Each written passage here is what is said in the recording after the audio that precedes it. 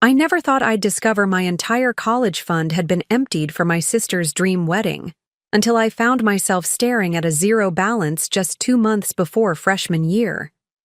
My parents' decision shattered not just my future plans, but my belief that hard work guaranteed opportunity in our family. Little did they know that their betrayal would ultimately lead to my story making national headlines and changing the trajectory of my life forever. Before we jump back in, tell us where you're tuning in from, and if this story touches you, make sure you're subscribed. Because tomorrow, I've saved something extra special for you. The acceptance letter from Stanford University arrived on a perfect spring morning. Sunlight streamed through our living room windows as I tore open the envelope with trembling fingers, my heart pounding with a mixture of hope and terror. For 4 years, I had maintained a flawless 4.0 GPA, captained the debate team to nationals, volunteered over 1,000 hours at the local hospital, and slept an average of 5 hours a night to build the perfect application. I got in! Screamed, my voice breaking with emotion as I scanned the congratulatory first paragraph. Mom, Dad, I actually got in. My father looked up from his newspaper, his expression revealing more concern than pride. My mother's reaction was similarly muted, her congratulatory hug stiff and brief. At the time, I attributed their response to shock or perhaps worry about the prestigious university's cost. Stanford had been my dream school since childhood, when a visiting professor had spoken at our middle school career day and ignited my passion for biomedical engineering. "That's wonderful, Olivia," my mother said, her smile not quite reaching her eyes. "We'll need to discuss the financial aspects, of course." I nodded, still too elated to register the warning in her tone. "I know it's expensive, but I've been researching scholarships nonstop. Plus, we have my college fund that Grandpa started. Between those, student loans, and the work-study program, we can make it work." My parents exchanged a glance I couldn't interpret. My father cleared his throat. "Let's celebrate this weekend. Your mother and I need to look at some numbers first."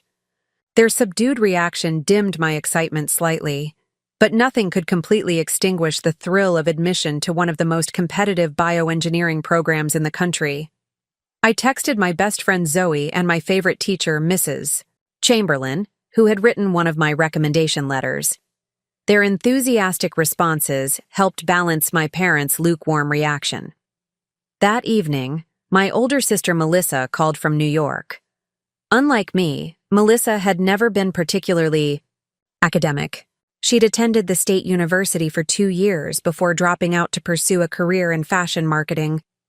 Recently engaged to Jackson, the son of a prominent real estate developer, she had been consumed with wedding planning for months. "Mom told me about Stanford," she said after minimal congratulations.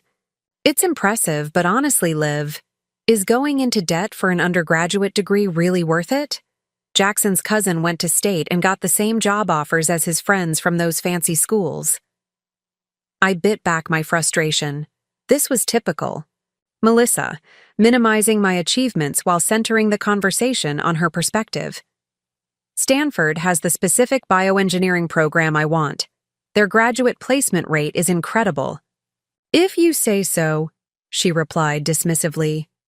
"Anyway, did Mom tell you? We found the perfect venue for the wedding. It's this historic mansion in the Hamptons. Absolutely gorgeous, but only available Memorial Day weekend, so we had to move the wedding up. I'm sending you the bridesmaid dress options tonight." The conversation shifted entirely to her wedding plans, and I let it happen, too accustomed to this dynamic to fight it. In our family, Melissa's needs had always taken priority. While my parents had never explicitly favored her, there was an unspoken hierarchy. Her dance recitals warranted family attendance. My debate competitions were often missed due to scheduling conflicts. Her fashion interests received encouraging investment. My scientific pursuits were treated as impractical hobbies. 2 days later, my parents called me into the dining room for what they described as an important family discussion. They sat side by side across from me, their expressions grave. My mother had prepared a pot of tea, something she only did for serious conversations. "Olivia," my father began, his voice unusually formal, "we're incredibly proud of your acceptance to Stanford. Your academic achievements are remarkable, and we've always supported your educational aspirations." I felt a growing unease at his careful preamble. "But," my mother reached for my hand across the table, "but we need to discuss the financial reality. Stanford is extremely expensive, even with scholarships and financial aid." "I know that," I replied. "That's why I've been counting on my college fund. Grandpa started it the day I was born, and you both have been adding to it for years. Last time we discussed it, you said there was enough to cover most of undergraduate tuition." Another loaded glance passed between them. My father adjusted his glasses, a nervous habit he displayed when uncomfortable. "That's what we need to discuss," he said finally. "The college fund. It's no longer available." The words hit me like a physical blow. "What do you mean, no longer available? Did the market crash? Did the bank make some mistake?" My mother's grip on my hand tightened. "No, nothing like that. We reallocated those funds." "Reallocated?" I repeated, the word feeling strange in my mouth. "To where?" My father straightened the placemat in front of him, avoiding my eyes. "Several months ago, we made the decision to use that money for Melissa's wedding." The room seemed to tilt around me. I pulled my hand away from my mother's. "You used my college fund for Melissa's wedding? All of it?" "Your sister is getting married, Olivia," my mother said, a defensive edge entering her voice. "This is a once-in-a-lifetime event. Jackson's family is very prominent, and the wedding needs to reflect that. We couldn't ask them to bear the entire financial burden." I struggled to process what I was hearing. But that money was specifically for my education. Grandpa created that account for my college. "Your grandfather would understand the importance of family appearances," my father countered. "The Thatchers are influential people. This connection could benefit all of us." "So my future was sacrificed for Melissa to have centerpieces and a designer dress?" I asked, my voice rising despite my efforts to remain calm. "How is that fair?" My mother's expression hardened. "Life isn't always fair, Olivia. Sometimes family needs must take priority over individual wants. Your sister's wedding is happening now. College can be delayed." "Delayed?" I echoed in disbelief. "I've just been accepted to one of the best bioengineering programs in the country. I can't just delay that."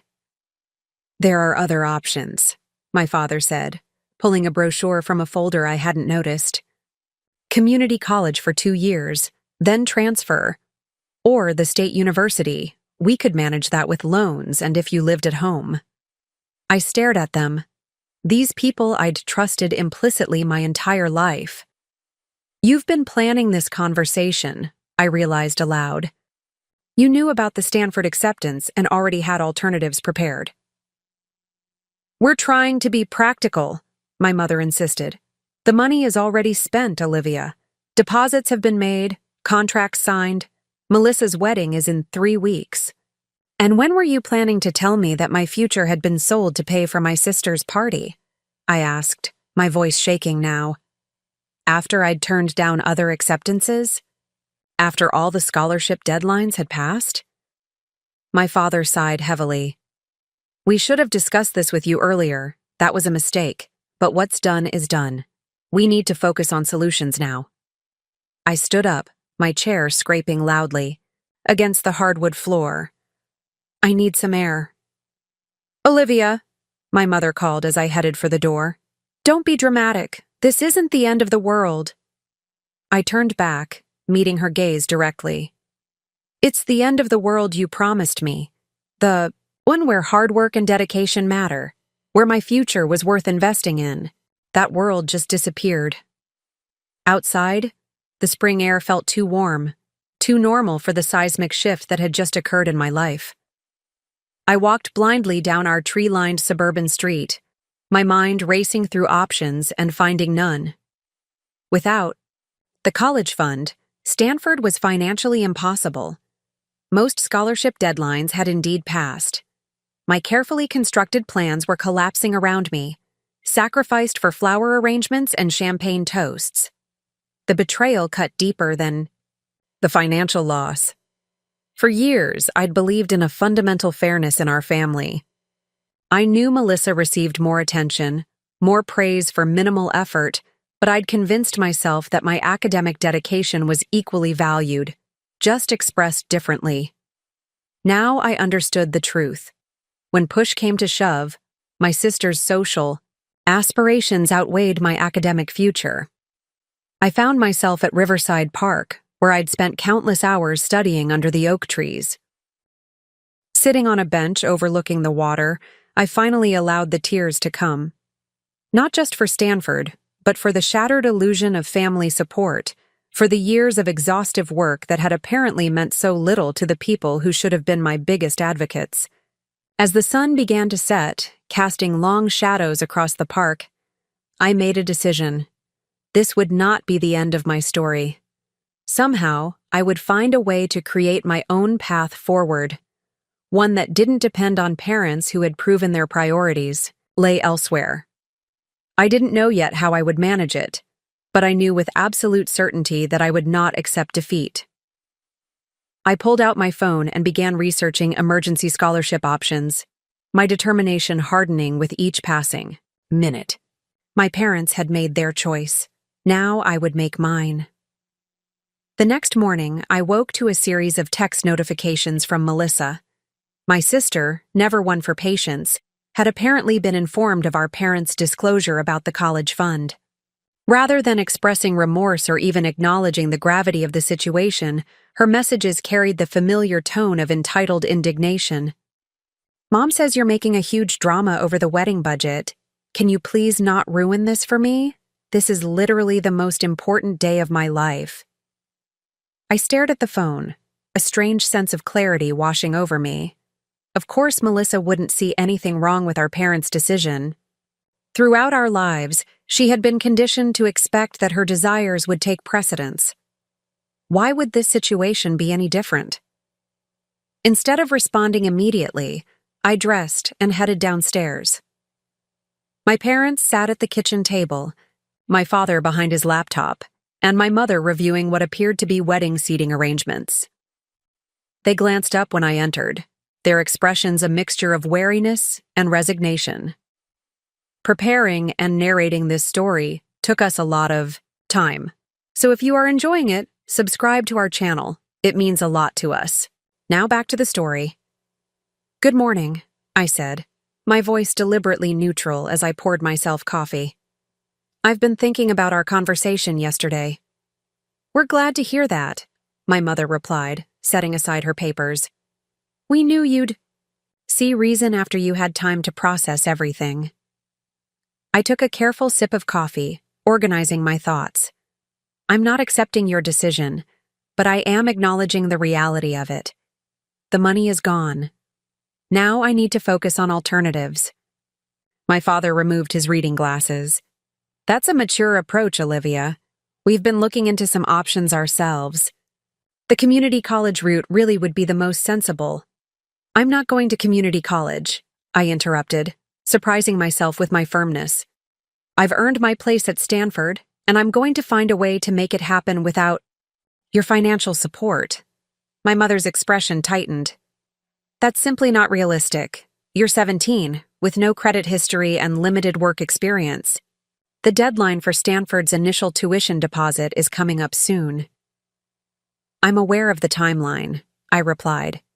"I've already emailed the financial aid office explaining my situation and requesting an emergency consultation.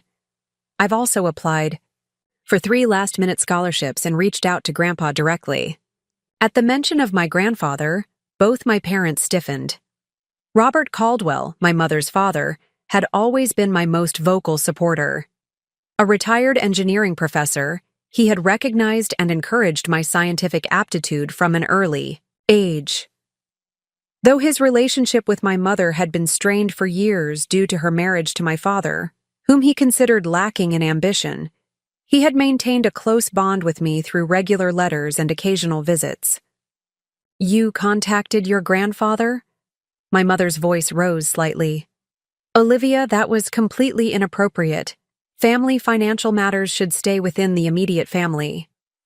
"The college fund he established for me is certainly his business," I countered. "He deserves to know what happened to the money he set aside for my education." "That fund was legally in our names as your parents," my father interjected. "We made a difficult decision based on current family priorities." "I understand that what you did was legally permissible," I said, maintaining a calm I didn't entirely feel. "I'm not disputing that, but I am going to exhaust every possibility to attend Stanford, including asking Grandpa for advice and potentially assistance." My phone buzzed with another text from Melissa. "Seriously, why aren't you responding?" "Mom says you're being completely selfish about this wedding thing." I felt a flare of genuine anger. "Did you tell Melissa I'm being selfish for being upset about losing my college fund to her wedding?" My mother had the grace to look slightly uncomfortable. "I simply explained that you were disappointed about Stanford's cost, and that we're exploring other options that make more financial sense for the family right now." "That's not what happened," I said, my voice steady despite my rising frustration. "You emptied an account specifically designated for my education to pay for an extravagant wedding. You made this decision without consulting me, and you waited until after I'd been accepted to tell me. Those are the facts." "The facts," my father countered, "are that your sister is marrying into an important family, and this wedding is a significant social investment.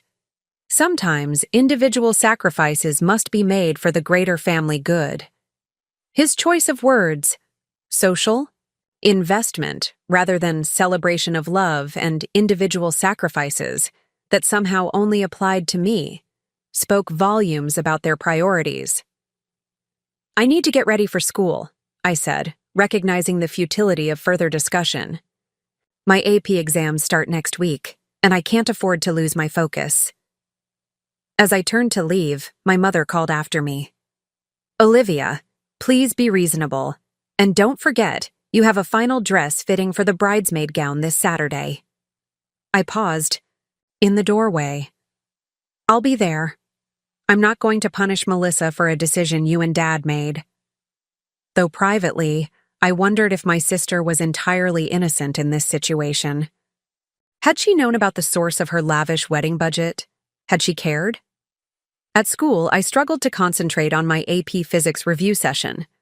Between equations, I checked my email repeatedly for responses from the financial aid office or the scholarship committees. During lunch, I sequestered myself in the library to complete 2 more emergency scholarship applications I'd found. My best friend Zoe joined me, sliding into the chair across from mine. "You look terrible," she observed bluntly. "What's going on? I thought you'd still be floating after the Stanford acceptance." I hesitated, embarrassment momentarily overriding my need for support. Admitting that my parents had prioritized my sister's wedding over my education felt humiliating. But Zoe had been my friend since 3rd grade. If anyone would understand, she would. In a hushed library voice, I explained the situation. Zoe's expression morphed from confusion to disbelief, to outrage. "They did what?" she hissed, earning us a sharp look from the librarian. Lowering her voice, she continued, "That's beyond unfair. That's theft, Liv. They stole your future to pay for your sister's party." Hearing someone else validate, my feelings brought a rush of relief. They don't see it that way. They think I'm being selfish for not understanding the family priorities. "That's gaslighting," Zoe declared firmly. "My mom's a financial advisor. Want me to ask her about options? Maybe there are loans or programs we don't know about." I nodded gratefully. "That would be amazing. I'm trying everything I can think of, but I'm navigating blind here." "We'll figure this out," Zoe promised, her determination bolstering my own. Stanford won't know what hit them when Olivia Caldwell arrives on campus. Funding drama be damned. That afternoon, I received an email from Stanford's financial aid office scheduling a virtual meeting for the following day. It wasn't a solution, but it was a start. Someone was willing to listen to my situation. When I arrived home, I found Melissa waiting in the living room. She'd driven in from the city, ostensibly for wedding preparations, but her crossed arms and defensive posture suggested another purpose. "Finally," she said as I set down my backpack, "we need to talk about this ridiculous tantrum you're throwing." I met her gaze steadily. "I'm not throwing a tantrum, Melissa. I'm responding to a major setback that affects my entire future." "Don't be so dramatic," she scoffed. "It's just college. Plenty of people go to state schools or take gap years. The world doesn't end because you don't get to go to your dream school right away." "This isn't about not getting my first choice," I explained, keeping my voice level. "It's about the fact that money specifically saved for my education was used for your wedding without my knowledge or consent." Melissa rolled her eyes. "It's not like the money was in your name. Mom and Dad make the financial decisions in this family, and frankly, this wedding is a priority right now. The Thatchers are expecting a certain standard, and we can't embarrass ourselves with some budget ceremony." The casual cruelty of her dismissal stung, but it also confirmed what I'd suspected. Melissa had been fully aware of the source of her wedding funds. "Did you know the money was coming from my college fund when you planned this wedding?" I asked directly. A flicker of discomfort crossed her face before she recovered her indignant expression. "Mom and Dad said they had it covered. The specific accounts weren't my concern." "But you knew," I pressed. "At some point you knew, and you were fine with it." Melissa straightened her designer blouse, avoiding my eyes. "Look, everyone makes sacrifices in a family. When I was your age, I wanted to attend fashion design school in Paris, but it wasn't financially feasible. I adjusted my expectations, and so should you." "The difference," I pointed out, "is that you chose to drop out of college. I've worked towards this goal my entire academic career." "And I'm sure you'll work something out," she said dismissively. "You always do. But right now, I need you to focus on being a supportive bridesmaid. The rehearsal dinner is next Friday, and you haven't even confirmed your availability for the hair and makeup trial run." The conversation was so absurd I nearly laughed. My sister was genuinely more concerned about my hairstyle for her wedding than the fact that her celebration had come at the cost of my education. "I'll be at the rehearsal dinner," I assured her, seeing no point in creating additional conflict. "And I'll handle the bridesmaid duties as promised. But I want you to understand that this situation has fundamentally changed my relationship with both you and our parents." Melissa's expression softened slightly, the first hint of genuine emotion she'd shown. "Liv, I know you're disappointed, but this wedding is opening doors for all of us.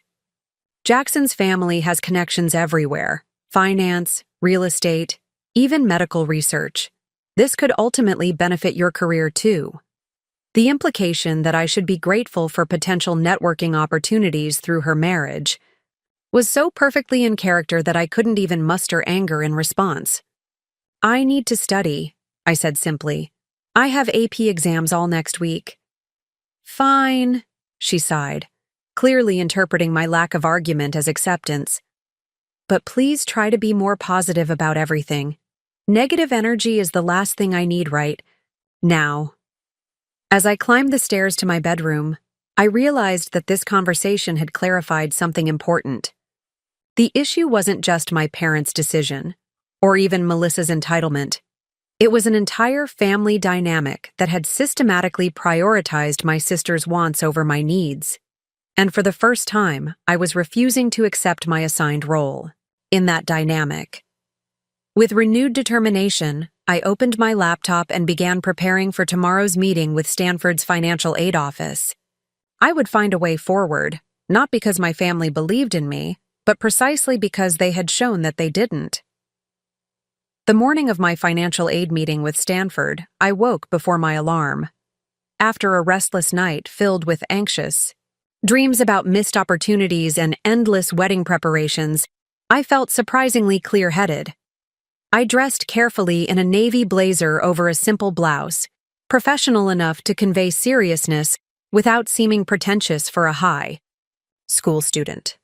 My virtual appointment was scheduled during my study hall period, so I'd arranged with Mrs. Chamberlain to use her empty classroom for privacy. As I headed downstairs, I found my mother arranging elaborate flower samples on the dining table, consulting a color palette chart that matched Melissa's wedding theme. "I'm leaving early today," I informed her, grabbing an apple from the fruit bowl. "I have my meeting with Stanford's financial aid office." My mother glanced up briefly.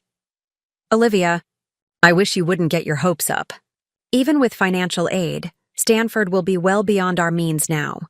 It would be kinder to yourself to focus on realistic options." The casual way she referenced the financial situation, as if it were an unfortunate act of nature rather than a deliberate choice, reignited my frustration.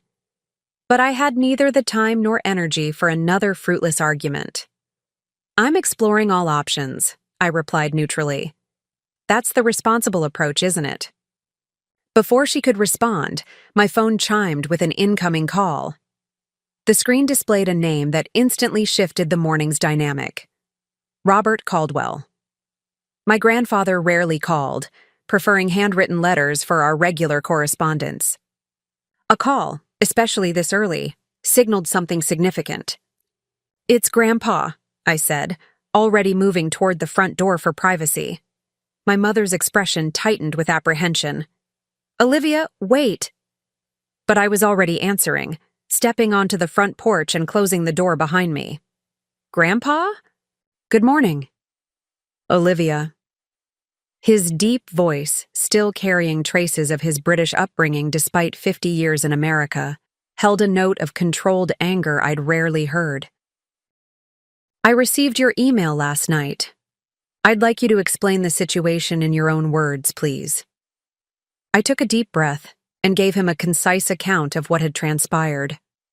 The Stanford acceptance, the revelation about my college fund, my parents' justification, and my current efforts to salvage my educational plans. I presented the facts without emotional embellishment, knowing my grandfather valued clarity and precision. When I finished, silence hung on the line for several seconds.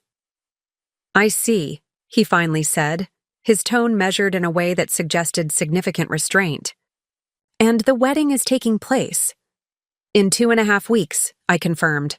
"Memorial Day weekend." Another weighted pause. "I'm disappointed but not entirely surprised," he said eventually. "Your mother has always struggled with appropriate priorities, and your father has never demonstrated particular strength of character." While I privately agreed with his assessment, hearing it stated so bluntly made me uncomfortable. Despite everything, these were still my parents. "The immediate concern," Grandpa continued, "is your Stanford acceptance. You have a financial aid meeting today?" "Yes, at 11:30. I'm not very hopeful, though. The standard financial aid packages have already been distributed, and most emergency funds are for students already enrolled who experience unexpected changes." "I understand. Listen carefully, Olivia. Do not make any final decisions or statements in this meeting. Simply gather information about all possible avenues of assistance. After your meeting, call me immediately. I'm rearranging my schedule to be available. Can you do that?" "Yes, of course," I agreed, curiosity piqued by his directive. "Good. And Olivia? I am extraordinarily proud of your achievements. Stanford's bioengineering program is notoriously selective. Your acceptance is a testament to years of discipline and intellectual rigor. Never doubt that your academic future matters, regardless of what anyone else might suggest." His words brought an unexpected lump to my throat. "Thank you, Grandpa. We'll speak later today. For now, focus on your meeting." When I ended the call and turned to re-enter the house, I found my mother standing in the doorway, her expression a mixture of concern and defensiveness. "What did he say?" she demanded without preamble. "He's disappointed about the college fund," I replied simply. "We're talking again after my Stanford meeting." My mother's lips pressed into a thin line. "Your grandfather has never understood the social complexities of family obligations. He views everything through the narrow lens of academic achievement." "Maybe because academic achievement is what creates actual opportunities," I countered, unable to maintain perfect neutrality. "Unlike social connections that depend on expensive parties and other people's goodwill." "You're too young to understand how the world really works," she sighed. "Network and connections open doors that credentials alone cannot." Rather than continue a conversation that would only circle familiar territory, I checked my watch and shouldered my backpack. "I need to get to school."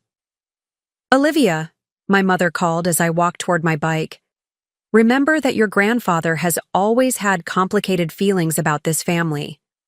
Don't let his bitterness influence your perspective." I paused, struck by the irony of her concern about influence when she and my father had consistently prioritized Melissa's desires over my needs. "I'll form my own conclusions, Mom. That's what critical thinking is for." At school, I navigated morning classes on autopilot, my thoughts consumed with the upcoming financial aid meeting.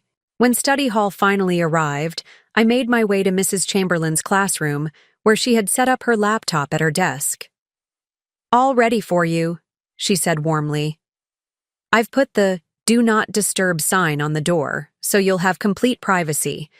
Good luck, Olivia." "Thank you so much for arranging this," I said gratefully. "Of course. Stanford would be lucky to have you.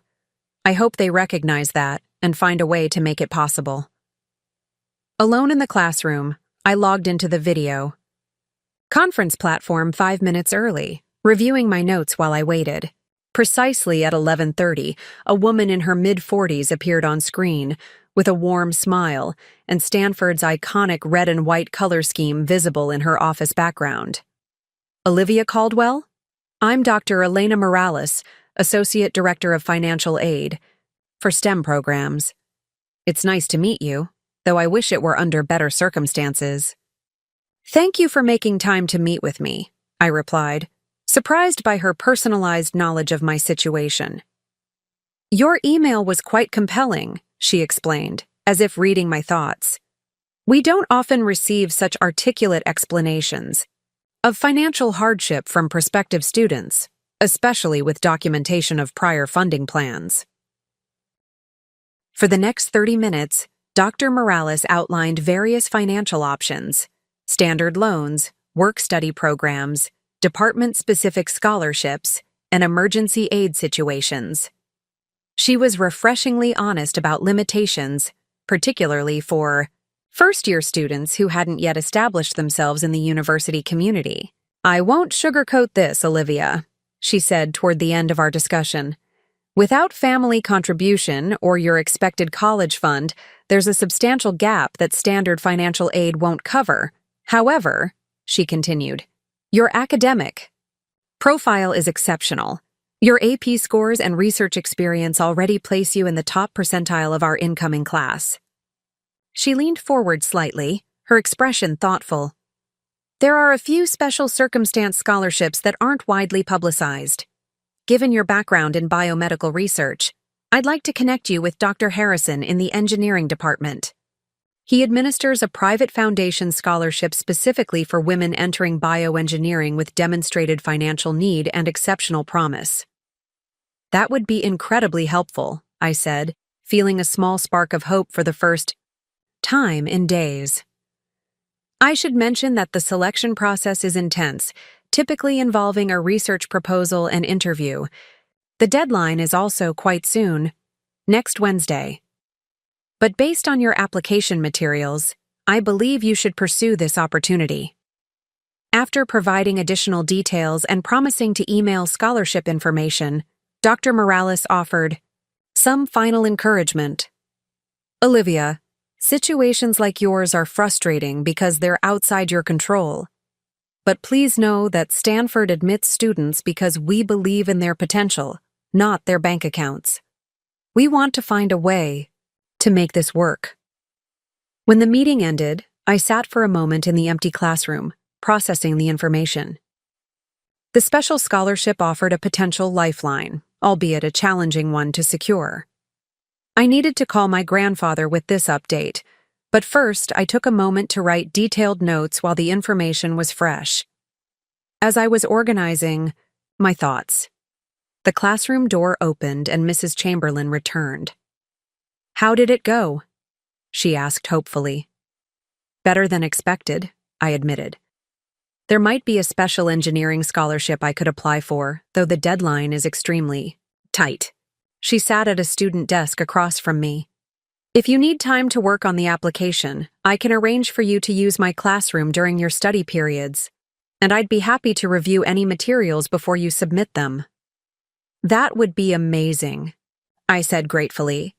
The application apparently requires a research proposal, which isn't something I've done formally before. "Actually," Mrs. Chamberlain said, her expression brightening, "this might work out perfectly. Do you remember Dr. Sorensen, who spoke to our AP biology class last semester about his work in regenerative medicine?" I nodded. The guest lecture had been fascinating. Dr. Sorensen was pioneering new approaches to tissue engineering that had captured my imagination. "He's an old friend from graduate school," she continued. "He mentioned they're looking for summer research assistants at his university lab. The positions are usually for undergraduates, but given your academic standing, I wonder if we could kill two birds with one stone. Would you be interested in me reaching out to him?" The possibility of expert guidance for my scholarship proposal combined with potential research experience sent a surge of excitement through me. That would be incredible. "Yes, please." "I'll email him today," she promised. "Now, don't you have a grandfather to call?" I smiled at her perceptiveness. "I do. And thank you, Mrs. Chamberlain, for everything." Finding a quiet corner in the school courtyard, I called my grandfather and detailed my conversation with Dr. Morales, including the potential scholarship opportunity. "Excellent," he said when I'd finished. "This scholarship sounds promising, particularly with your background. Now, regarding the broader situation, I've been making some inquiries this morning. Are you free to meet in person this afternoon? Say 4 o'clock at Westfield Coffee downtown?"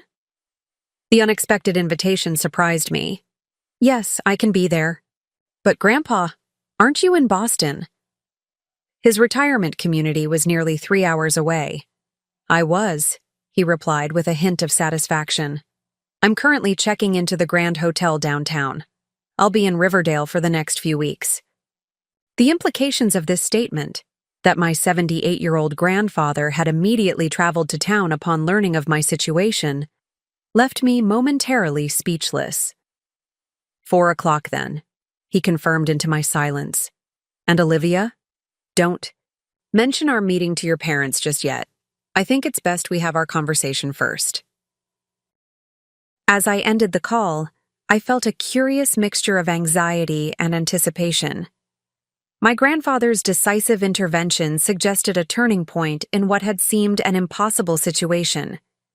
For the first time since discovering my emptied college fund, I allowed myself to feel genuine hope. Whatever my grandfather had in mind, one thing was clear. I was no longer facing this betrayal alone. Westfield Coffee occupied a historic brick building in downtown Riverdale, its interior a thoughtful blend of original architectural features and modern design elements. At precisely 4 o'clock, I pushed through the heavy wooden door, scanning the busy cafe for my grandfather's familiar figure. I spotted him in a secluded corner booth, his posture as impeccable as always. Despite his 78 years, Robert Caldwell maintained the bearing of the engineering professor he had been for over 4 decades, observant, precise, and unyielding in his expectations of excellence.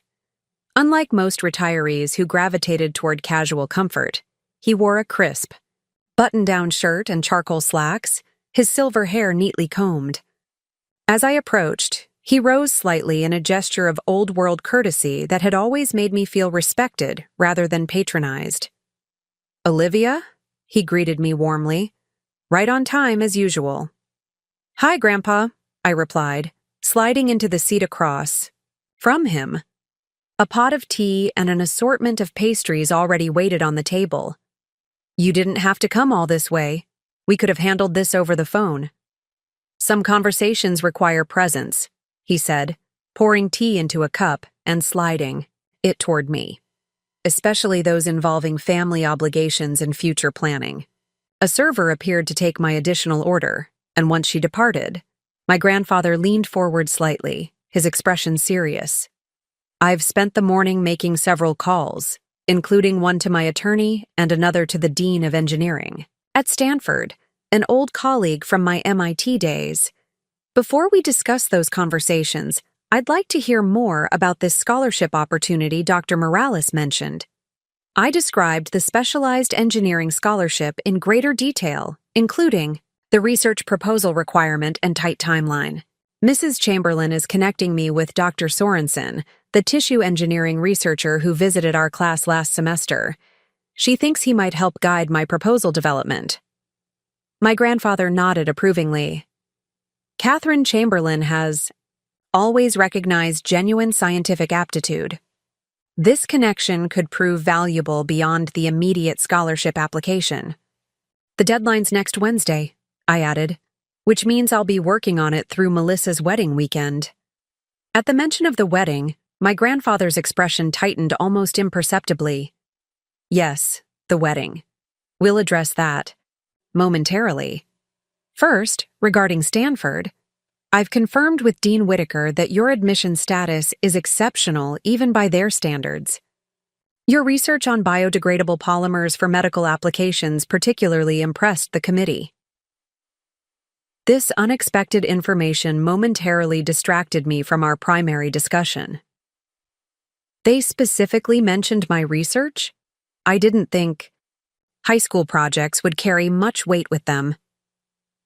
"Quality work stands out at any level," my grandfather stated matter-of-factly, "which brings me to the purpose of this meeting." He extracted a leather portfolio from his briefcase and placed it on the table between us. "Olivia, I established your college fund the day you were born with the explicit purpose of ensuring your educational opportunities would never be limited by financial constraints. When your scientific aptitude became evident in elementary school, I increased my contributions accordingly, anticipating you might pursue advanced degrees at premier institutions." He opened the portfolio, revealing several formal documents. "I was disturbed but not entirely surprised to learn that your parents had redirected these funds to Melissa's wedding. While I made the tactical error of trusting them as custodians of the account, I fortunately maintained certain contingency plans." "Contingency plans?" I echoed, uncertain what he meant. "Indeed. While your primary college fund was established as a custodial account under your parents' control, an arrangement I now deeply regret, I simultaneously created a second, smaller trust that becomes accessible to you upon either your 18th birthday or college enrollment, whichever comes first." I stared at him, processing this revelation. "There's another account? With money for college?" "Not merely for college," he clarified. "For your education broadly defined, including research opportunities, academic conferences, necessary equipment, and living expenses during your studies. Unlike the primary fund, this trust is legally structured to prevent anyone but you from accessing it, with myself as trustee until the trigger date." He slid a document toward me. "This trust currently contains approximately $230,000, not enough for a complete Stanford education inclusive of graduate studies, but sufficient to address the immediate shortfall created by your parents' misappropriation." The figure momentarily stunned me into silence. $230,000, nearly enough to cover Stanford's undergraduate tuition and expenses. I don't know what to say," I finally managed. "This is incredible, Grandpa." But why didn't you tell me about this before? I had intended to reveal it closer to your graduation, once your university plans were finalized, he explained. I didn't anticipate that your parents would deplete the primary fund, particularly after years of assuring me they were contributing to it themselves. The server returned with my hot chocolate, providing a momentary pause in our conversation. When she departed, my grandfather continued in a more measured tone. There are, however, certain conditions I wish to discuss regarding this trust. I nodded, unsurprised. My grandfather had always believed that privileges came with corresponding responsibilities.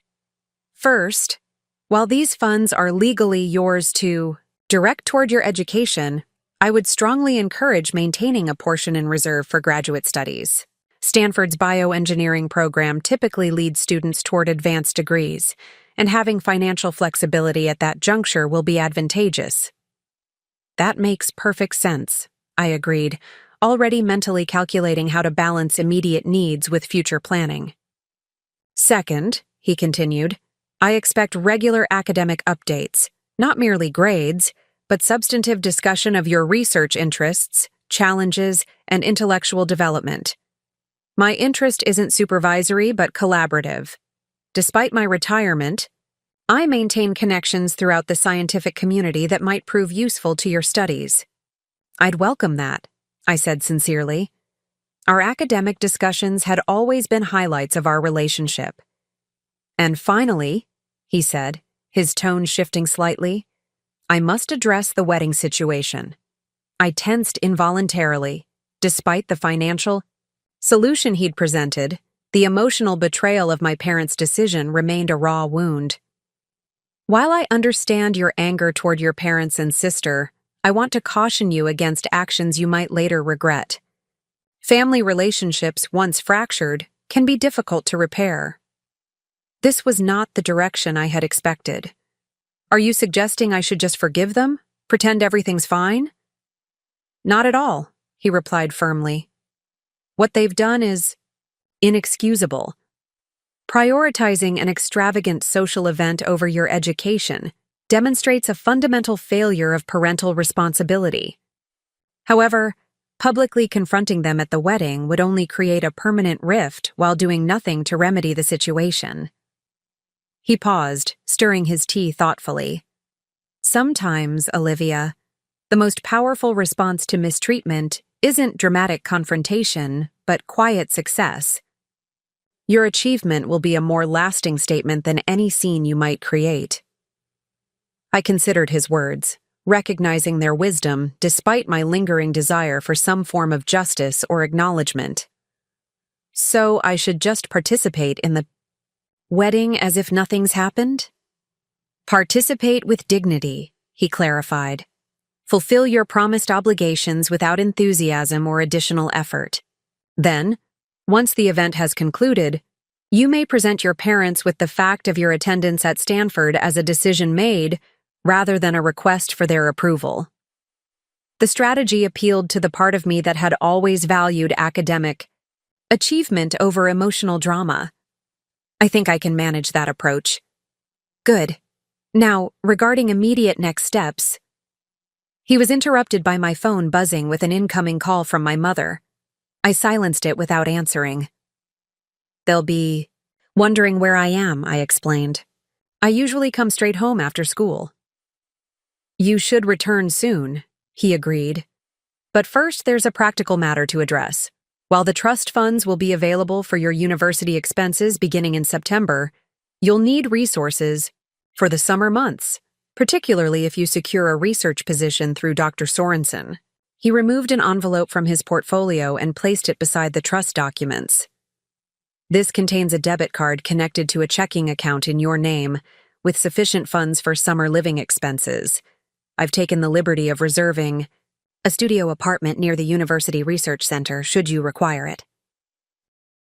The comprehensiveness of his planning amazed me. You've thought of everything. Not everything, he corrected with a small smile. Merely the practical foundations, the real work, your scholarship application, research proposal, and academic journey remains entirely yours to shape. As we prepared to leave the cafe, my grandfather gathered the documents into his portfolio and handed it to me. Review these tonight and we'll speak again tomorrow. I've scheduled a meeting with my attorney for Saturday morning to formalize your access to the trust. Thank you doesn't seem adequate, I said, struggling to express the mixture of gratitude and relief overwhelming me. Your academic success will be thanks enough, he replied simply. Then, with uncharacteristic emotion, he added, I've always seen in you the scientific mind I'd hoped to nurture in your mother. She chose a different path, which was her right. But I will not stand idle while your potential is sacrificed for superficial social aspirations. Outside the cafe, we parted ways, my grandfather returning to his hotel, me cycling home with the leather portfolio securely in my backpack.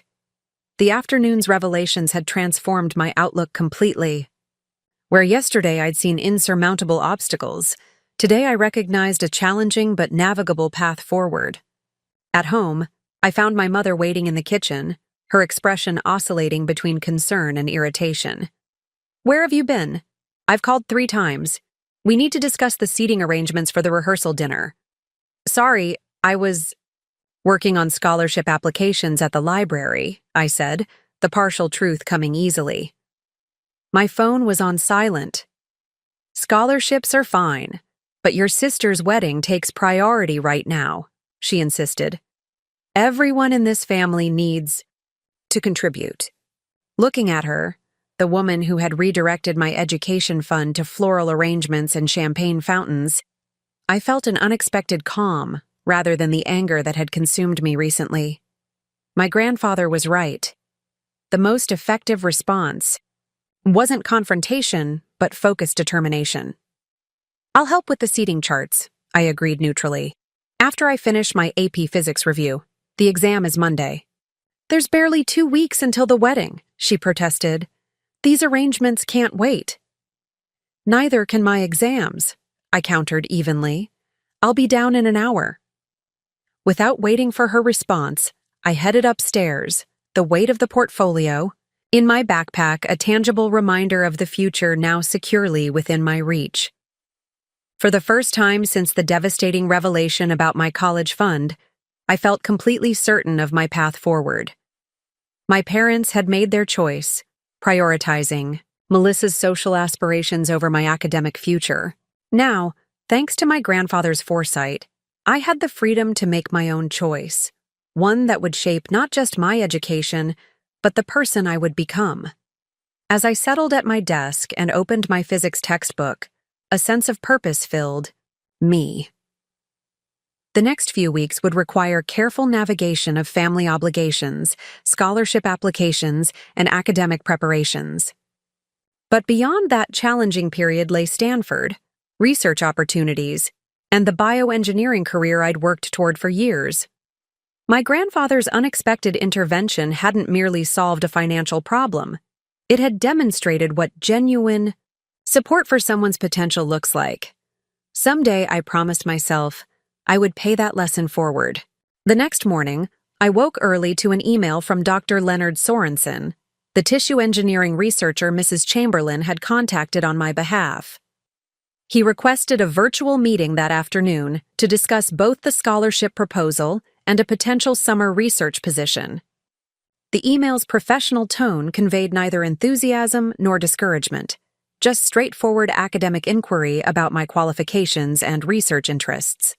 I responded immediately, confirming my availability while attaching my academics, records, and a brief summary of my previous science fair projects. Then I spent the next hour reviewing Dr. Sorensen's published research, taking detailed notes on his methodologies and findings. If this meeting could potentially solve both my scholarship needs and summer plans, I needed to be thoroughly prepared. Downstairs, I found my father at the kitchen table, reviewing wedding expense spreadsheets with a furrowed brow. He glanced up as I entered, his expression shifting to one of cautious neutrality. "Good morning," he said, closing his laptop slightly. "Your mother mentioned you were working on scholarship applications yesterday." Yes, I confirmed, pouring myself coffee. Stanford's financial aid office connected me with a specialized engineering scholarship. The application is due next week. He nodded slowly. That's good initiative. Though I hope you're being realistic about the possibilities. Even with scholarships, the financial gap would be substantial. I took a careful sip of coffee, considering how much to reveal. While part of me wanted to immediately announce my grandfather's intervention, I recognized the strategic advantage of withholding that information until all arrangements were finalized. I'm exploring multiple options, I replied neutrally. The scholarship is just one approach. My father shifted uncomfortably. Olivia, your mother and I have been discussing the situation. We recognize that the timing of our decision about the college fund was unfortunate. After the wedding, we're planning to establish a new savings plan for your education. The belated acknowledgement of their unfortunate timing, as if the issue were merely when they'd informed me rather than the decision itself, stoked my indignation. More telling was their proposed solution, vague promises of future savings after the money had already been spent. That's thoughtful, I said, keeping my tone even. But given that I'd need to make enrollment decisions and payments well before any new savings could accumulate, I need to focus on immediate solutions. Of course, he agreed, looking relieved, that I hadn't responded with anger. Just know that we do care about your education. The wedding expenses simply created a temporary financial constraint. A temporary financial constraint that they had chosen to resolve by sacrificing my future, rather than scaling back Melissa's celebration or asking the supposedly well-connected Thatchers to contribute more. The selective nature of their financial priorities remained unacknowledged. I understand priorities require choices, I said, the double meaning clear to me if not to him. Speaking of which, I have a virtual meeting with a research professor this afternoon. Would it be all right if I use the home office for privacy? The office?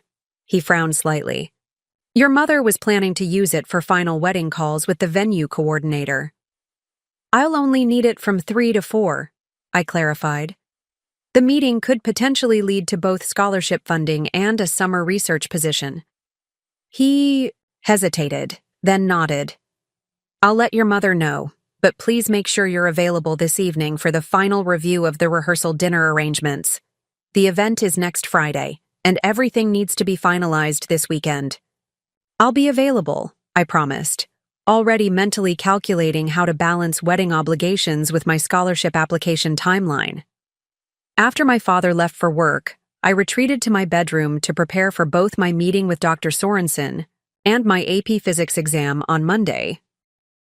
The dual focus actually proved beneficial, as the technical concepts I was reviewing for the exam helped clarify potential approaches for the research proposal. At noon, my phone rang with my grandfather's number. Good morning, Olivia. I've confirmed our meeting with Ms. Harrington, my attorney, for tomorrow at 10. Are you available?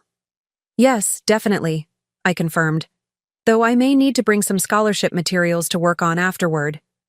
The application deadline is Wednesday. Bring whatever you need, he replied. Ms. Harrington's office has a comfortable conference room you can use after our meeting. How are things at home? I described my brief conversation with my father, including his mention of future savings plans. My grandfather responded, a wealth of skepticism in that single syllable. Convenient promises after the fact. Have you reviewed the trust documents I provided? Yes. I read through everything last night.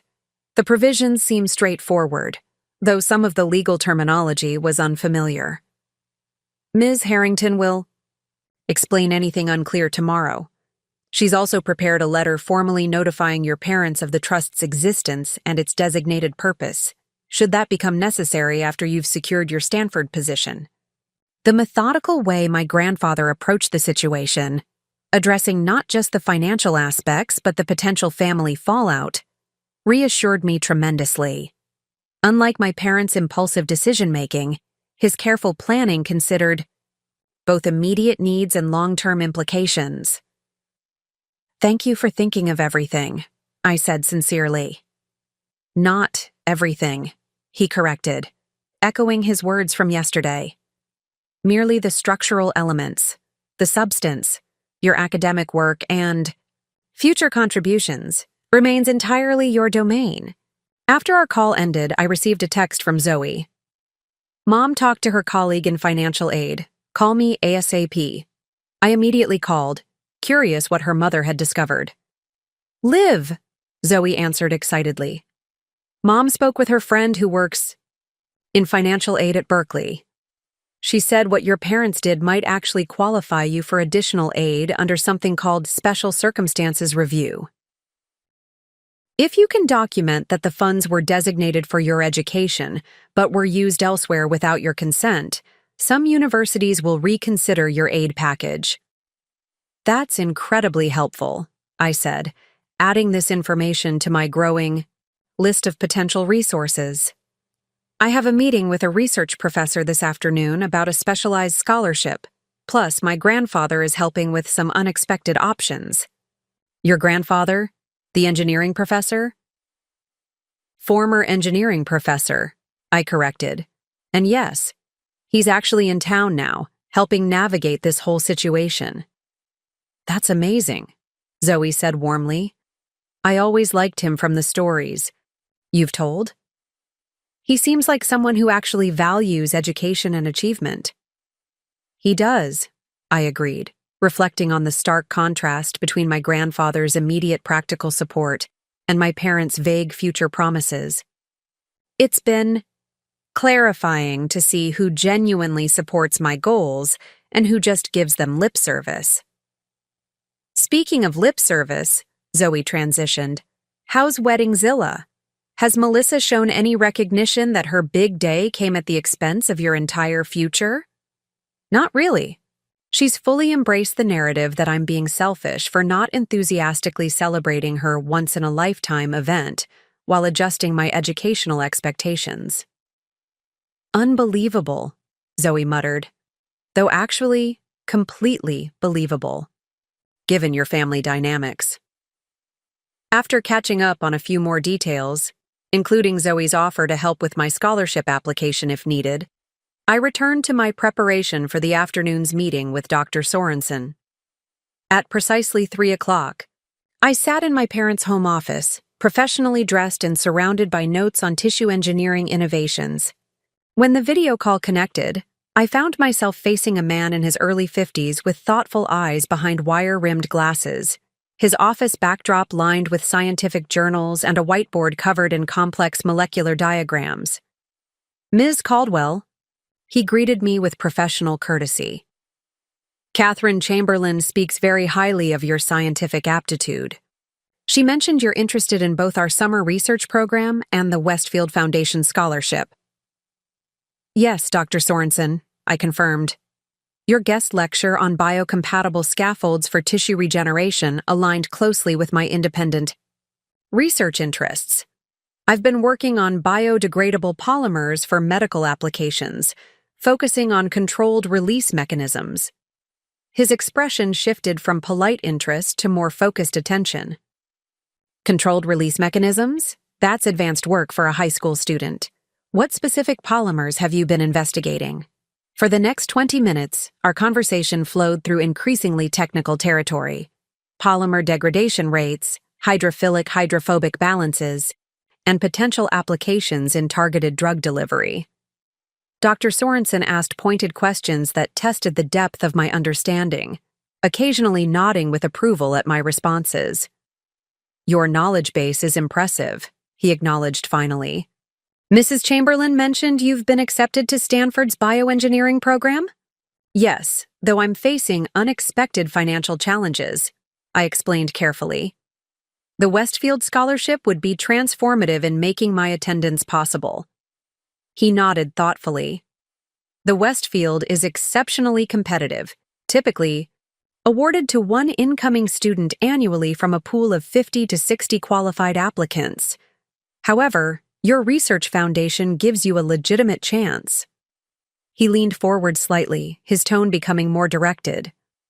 "For the proposal component, I'd recommend focusing on extending your polymer work toward neural tissue applications.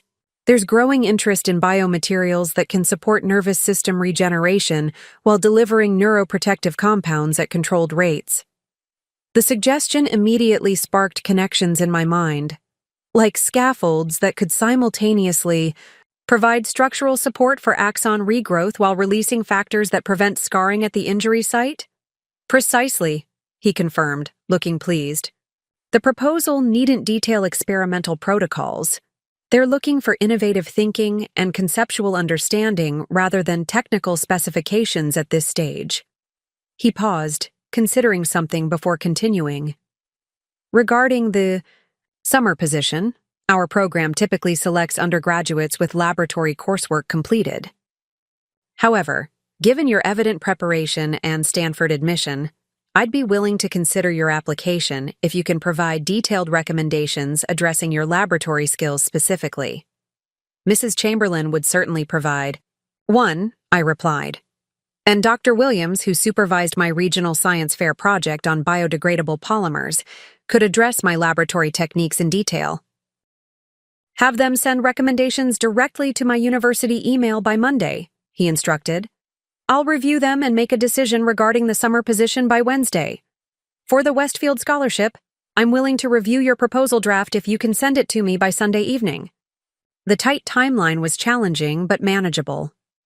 "I'll have it to you by then. Thank you for this opportunity, Dr. Sorensen." As our meeting concluded, I felt simultaneously energized and daunted by the work ahead. Developing a competitive research proposal while balancing wedding obligations and AP exam preparation would require exceptional time management, but the potential rewards, scholarship funding, summer research experience, and valuable mentorship made the effort worthwhile. I immediately began outlining the neural tissue engineering proposal, the scientific challenge providing welcome focus after days of family tension. 2 hours passed in productive concentration before my mother knocked at the bedroom door. "Olivia, we need you downstairs. The wedding planner is here to finalize the ceremony procession details." Reality intruded on my academic momentum, reminding me of the competing obligations before me. With reluctance, I saved my work and headed downstairs, where my mother, Melissa, and an elegantly dressed woman with a tablet computer waited in the living room. "Finally," Melissa said impatiently, "we've been waiting. This is Vanessa, our wedding coordinator. We need to confirm your responsibilities for both the ceremony and reception." For the next hour, I participated in the detailed planning session with outward cooperation, while my mind continued processing neural regeneration concepts in the background. I confirmed my bridesmaid duties, rehearsal dinner participation, and day of schedule while mentally organizing research literature relevant to my proposal. When the wedding coordinator finally departed, Melissa turned to me with narrowed eyes. "You seemed distracted the entire time. This wedding is happening in 2 weeks, Olivia. Whatever academic thing you're obsessing over can wait." The irony of her statement, that my education should wait while her wedding took precedence, when my education funds had already been sacrificed for that very event, was almost too perfect. But remembering my grandfather's advice about dignity rather than confrontation, I simply nodded. "I'm managing both priorities," I replied evenly. "My scholarship application is due Wednesday, and my AP exams start Monday. I'll fulfill all my wedding responsibilities while completing my academic obligations." "That scholarship is a long shot anyway," she dismissed. "Mom said Stanford is completely unrealistic now. You should focus on what's actually happening, not chase impossible dreams." The casual cruelty of her statement momentarily stole my breath. My admission to one of the world's premier engineering programs, earned through years of dedicated work, reduced to an impossible dream, while her elaborate party was positioned as the family priority deserving my full attention. But as I looked at my sister, so confident in her entitled perspective, So certain of her centrality and family priorities, I felt an unexpected sense of clarity rather than anger. In 2 weeks, her wedding would be over, relegated to photo, albums and memories. Meanwhile, my educational journey was just beginning, with opportunities that would extend far beyond a single celebrated day. "I'll manage both," I repeated simply, turning toward the stairs. "I need to get back to my proposal now." As I returned to my neural engineering outline, I recognized that this challenging period was teaching me something essential about determining my own priorities, regardless of others' expectations or demands. In this way, my parents' betrayal had inadvertently delivered a crucial life lesson. My future was ultimately my responsibility, and I had the capacity to shape it through persistence, strategic planning, and focused determination. The scholarship application might indeed be a long shot, as Melissa had dismissively suggested. But unlike the wedding that consumed my family's attention, my academic pursuits represented not just a single achievement, but a pathway to meaningful contribution. That recognition alone made every hour of balanced obligation worthwhile.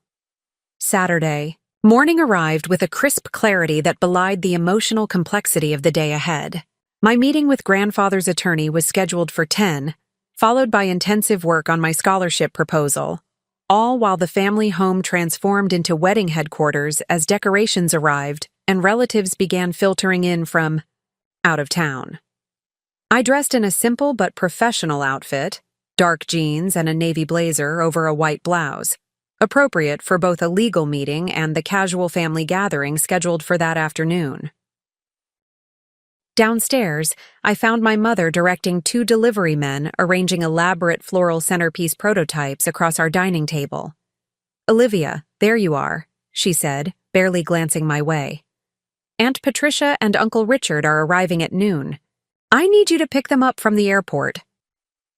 "I can't today," I replied, keeping my tone neutral. "I have an important meeting at 10, followed by scholarship work. I mentioned this yesterday." My mother straightened, her attention finally fully on me. What meeting could possibly be more important than family this weekend? Everyone is pitching in for your sister's wedding. "It's regarding my education," I explained simply. "I made this commitment before I knew about the airport pickup. Perhaps Dad could adjust his schedule, or we could arrange a rideshare service." Before she could respond, my father entered from the kitchen, coffee mug in hand. "What's the issue?" My mother's expression tightened with frustration. "Olivia has suddenly scheduled some meeting during the peak of wedding preparations.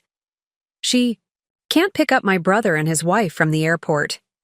"It's not sudden," I corrected calmly. "I mentioned it yesterday. The meeting concerns my college funding situation." My father's expression shifted to one of concern. "What kind of meeting? With the financial aid office?" I hesitated briefly, then decided a partial truth would suffice. "With an attorney who specializes in educational funding options. The consultation was difficult to schedule, and postponing would impact my application timeline." My parents exchanged a look I couldn't quite interpret, concern mixed with something else. Suspicion, perhaps. "Who arranged this meeting?" my father asked carefully. "I did," I replied, the technical truth providing solid ground. "After researching options following our conversation about the college fund." Another weighted look passed between them, but before either could probe further, the doorbell rang, announcing more deliveries. My mother sighed with exasperation. "Fine.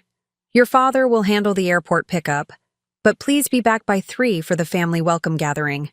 Your absence would be noticed and require explanation." "I'll be back by 3, I promised, relieved to have navigated the immediate obstacle without direct confrontation. 20 minutes later, I cycled downtown to the professional building where Ms. Harrington, my grandfather's attorney, maintained her offices. He waited in the lobby, his posture as straight as ever despite his age, reviewing documents from his leather portfolio. "Right on time," he noted approvingly as I approached. "Ms. Harrington is ready for us." We were shown into a comfortable conference room where a woman in her mid-50s greeted us with professional warmth. Eleanor Harrington had the precise diction of someone accustomed to ensuring every word carried its proper legal weight, but her manner was reassuringly straightforward. "Ms. Caldwell, it's a pleasure to meet you. Your grandfather speaks very highly of your academic achievements." "Thank you for accommodating this meeting on a weekend," I replied, settling into one of the leather chairs as she distributed document folders to each of us. "Let's begin with an overview of the trust structure," Ms. Harrington suggested, opening her folder to reveal organized sections with color-coded tabs. "As your grandfather explained, this educational trust becomes accessible to you upon either your 18th birthday or college enrollment, whichever occurs first. Since your Stanford enrollment would precede your birthday, we'll focus on that trigger event."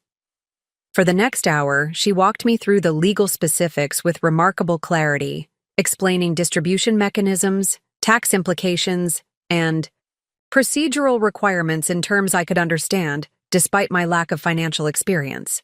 My grandfather occasionally interjected with clarifying questions or additional context, but mostly allowed Ms. Harrington to lead the technical explanation. "Now," she said, turning to a new section, "regarding the potential family complications, your grandfather has informed me of the situation with your primary college fund. While what your parents did was ethically questionable, it was likely within their legal rights as custodians of that account." She leaned forward slightly, her expression serious but not unkind. "However, this trust is structured differently, with ironclad protections against similar redirection. Your grandfather is the trustee until the trigger date, at which point you become the beneficiary with direct access for qualified educational expenses." "And my parents cannot access or influence these funds?" I confirmed. "Correct. They have no legal standing regarding this trust. Once activated, the funds transfer to a specialized educational account in your name, with transactions requiring documentation of educational purpose but not parental approval." As Ms. Harrington continued explaining the practical mechanics of the trust activation, I felt a profound sense of security settling over me. This wasn't just financial protection, it was intellectual protection, a safeguarding of my future, potential against short-sighted family priorities. "I've prepared notification letters," Ms. Harrington added, indicating another tabbed section. "Should it become necessary to formally inform your parents of the trust's existence and purpose, your grandfather suggested waiting until your Stanford position is secured before presenting this information." "That seems wise," I agreed, though I'm hoping direct confrontation won't be necessary. "Hope for the best, prepare for all contingencies," my grandfather commented, his engineer's mindset evident in the practical approach. By the meeting's conclusion, I had a comprehensive understanding of both my financial resources and the procedural steps required to access them. Ms. Harrington provided her direct contact information, encouraging me to reach out with any questions as the process advanced. "I'll leave you the conference room for your scholarship work," she offered as we wrapped up. "It's quiet, private, and available until 5 today."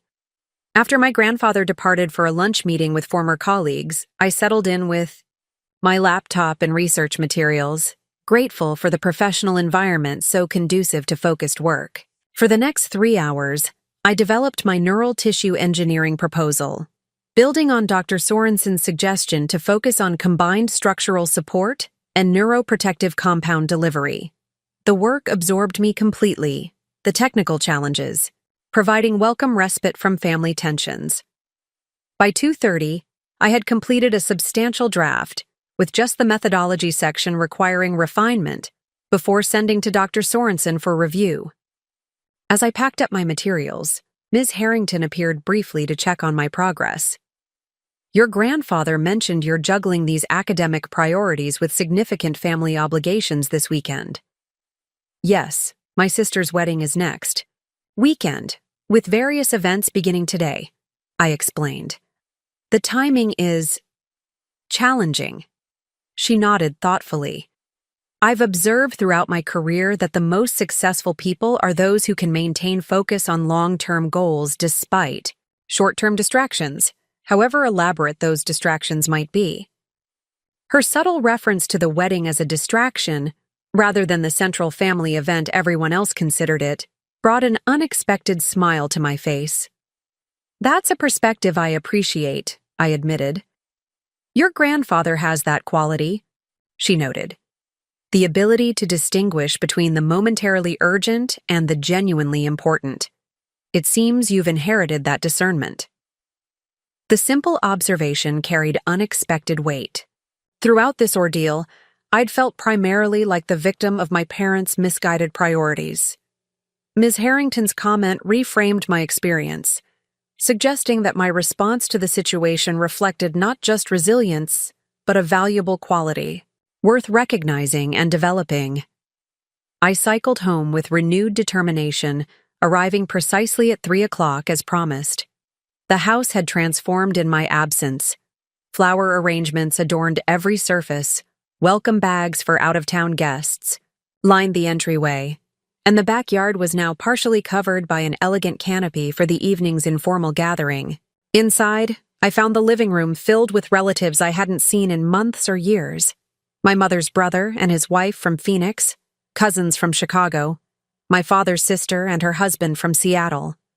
Melissa held court near the fireplace, resplendent in a white designer dress clearly selected to foreshadow her bridal attire, Jackson faithfully by her side as she detailed their honeymoon plans for an appreciative audience. My mother intercepted me near the doorway, her smile fixed, but her eyes conveying warning. "There you are. Everyone's been asking about you. Please circulate and be sociable. This weekend is about family coming together for your sister." The directive was familiar. Be present, be pleasant, but don't draw attention away from Melissa's spotlight. I'd played this supporting role throughout our childhood, standing in the background during her dance recitals, piano performances, and graduation celebrations. The difference now was my internal response to the assignment. Where once I'd accepted my secondary position and family priorities as natural, even deserved, I now recognized it as a constructed dynamic that reflected my parents' values, not objective reality. This recognition didn't make me angry. Instead, it granted a strange new freedom. I could participate in the expected social performance while maintaining my internal focus on what truly mattered. "Of course," I agreed easily. "I'll make the rounds." For the next hour, I navigated family conversations with practiced skill, answering questions about school, expressing appropriate enthusiasm for Melissa's wedding details, and deflecting inquiries about my own future plans with non-committal responses about exploring options. When Aunt Patricia directly asked about Stanford, I simply mentioned that financial arrangements were still being determined. Through it all, I maintained a kind of dual consciousness, outwardly participating in the family celebration while inwardly preserving my focus on the scholarship proposal, neural tissue engineering concepts occasionally surfacing amid wedding small talk. During a brief moment alone in the kitchen while refreshing my water glass, I received a text from my grandfather. Confirmed appointment with Stanford Financial Office for Monday morning.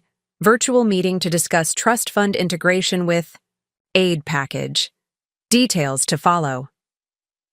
The message reinforced what the day had repeatedly demonstrated, that parallel tracks could be maintained, that family obligations need not derail educational progress, that beneath the surface of apparent compliance, I could advance my own priorities with quiet determination.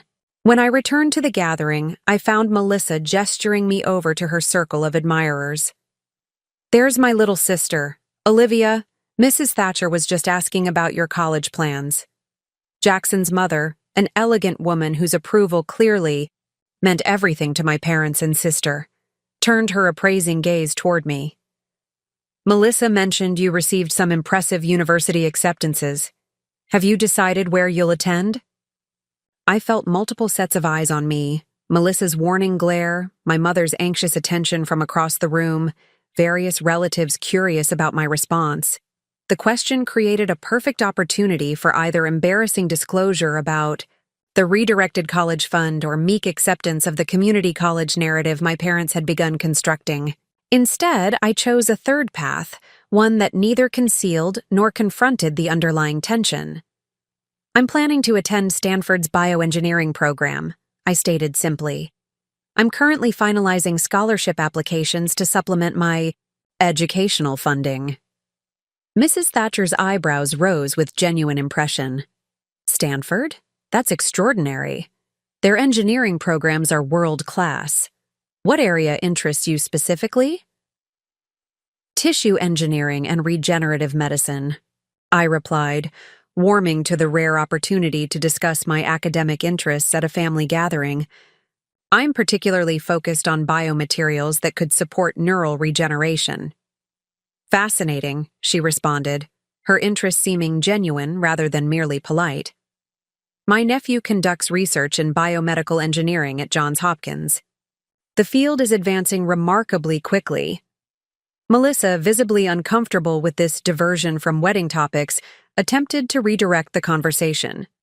Speaking of advancing quickly, Jackson and I are considering moving up our timeline. For starting a family. Maybe even trying for a honeymoon baby. The announcement successfully recaptured the group's attention, allowing me to step back slightly from the circle. As Mrs. Thatcher and the others responded to Melissa's revelation with predictable enthusiasm, I caught my mother watching me with an unreadable expression, something between concern and calculation in her gaze. Later, as evening approached and the party moved to the backyard for casual dinner service, my father found me helping arrange dessert platters in the kitchen. "Your mother mentioned you told Caroline Thatcher you're attending Stanford," he said, his tone carefully neutral. "I thought we agreed that was unrealistic given the current circumstances." "I said I'm planning to attend," I clarified, which is accurate. I'm actively pursuing multiple funding avenues, including the special engineering scholarship. He leaned against the counter, studying me with newfound attention. "You seem very confident for someone facing a significant financial shortfall. Did your meeting this morning provide some unexpected solution?" The direct question created a decision point. Reveal my grandfather's intervention now, or maintain strategic silence until arrangements were finalized.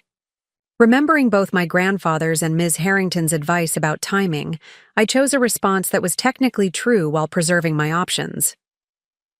"The meeting clarified several possibilities," I replied. "I'm still exploring all avenues. But yes, I'm increasingly confident about Stanford." My father's expression shifted subtly, something like suspicion forming behind his eyes. "Olivia, if you're counting on loans that would require our co-signature or financial commitment, we need to have a realistic conversation about family resources. After the wedding—" "I understand our family's current priorities," I interrupted gently. "I'm not counting on additional financial support from you or Mom. The solutions I'm pursuing are independent." Before he could probe further, Melissa burst into the kitchen, radiating excitement. "Dad, Jackson's parents want to discuss the real estate options they're considering as our wedding gift.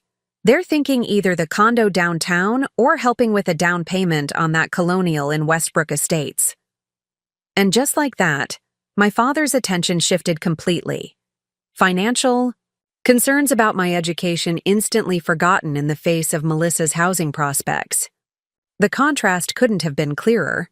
My education requiring independent solutions, while my sister's material comforts remained the family's central concern. As they hurried back to the gathering, leaving me alone with the dessert platters, I felt neither anger nor resentment, but a calm certainty that I was on the right path. The weekend's wedding festivities would continue around me, demanding my presence but not my emotional investment. Meanwhile, beneath the surface of familial celebration, I would steadily advance toward the future I'd earned through years of dedicated work. Tomorrow would bring more wedding preparations, but also critical hours of scholarship proposal refinement. Monday would bring both AP exams and the financial meeting with Stanford.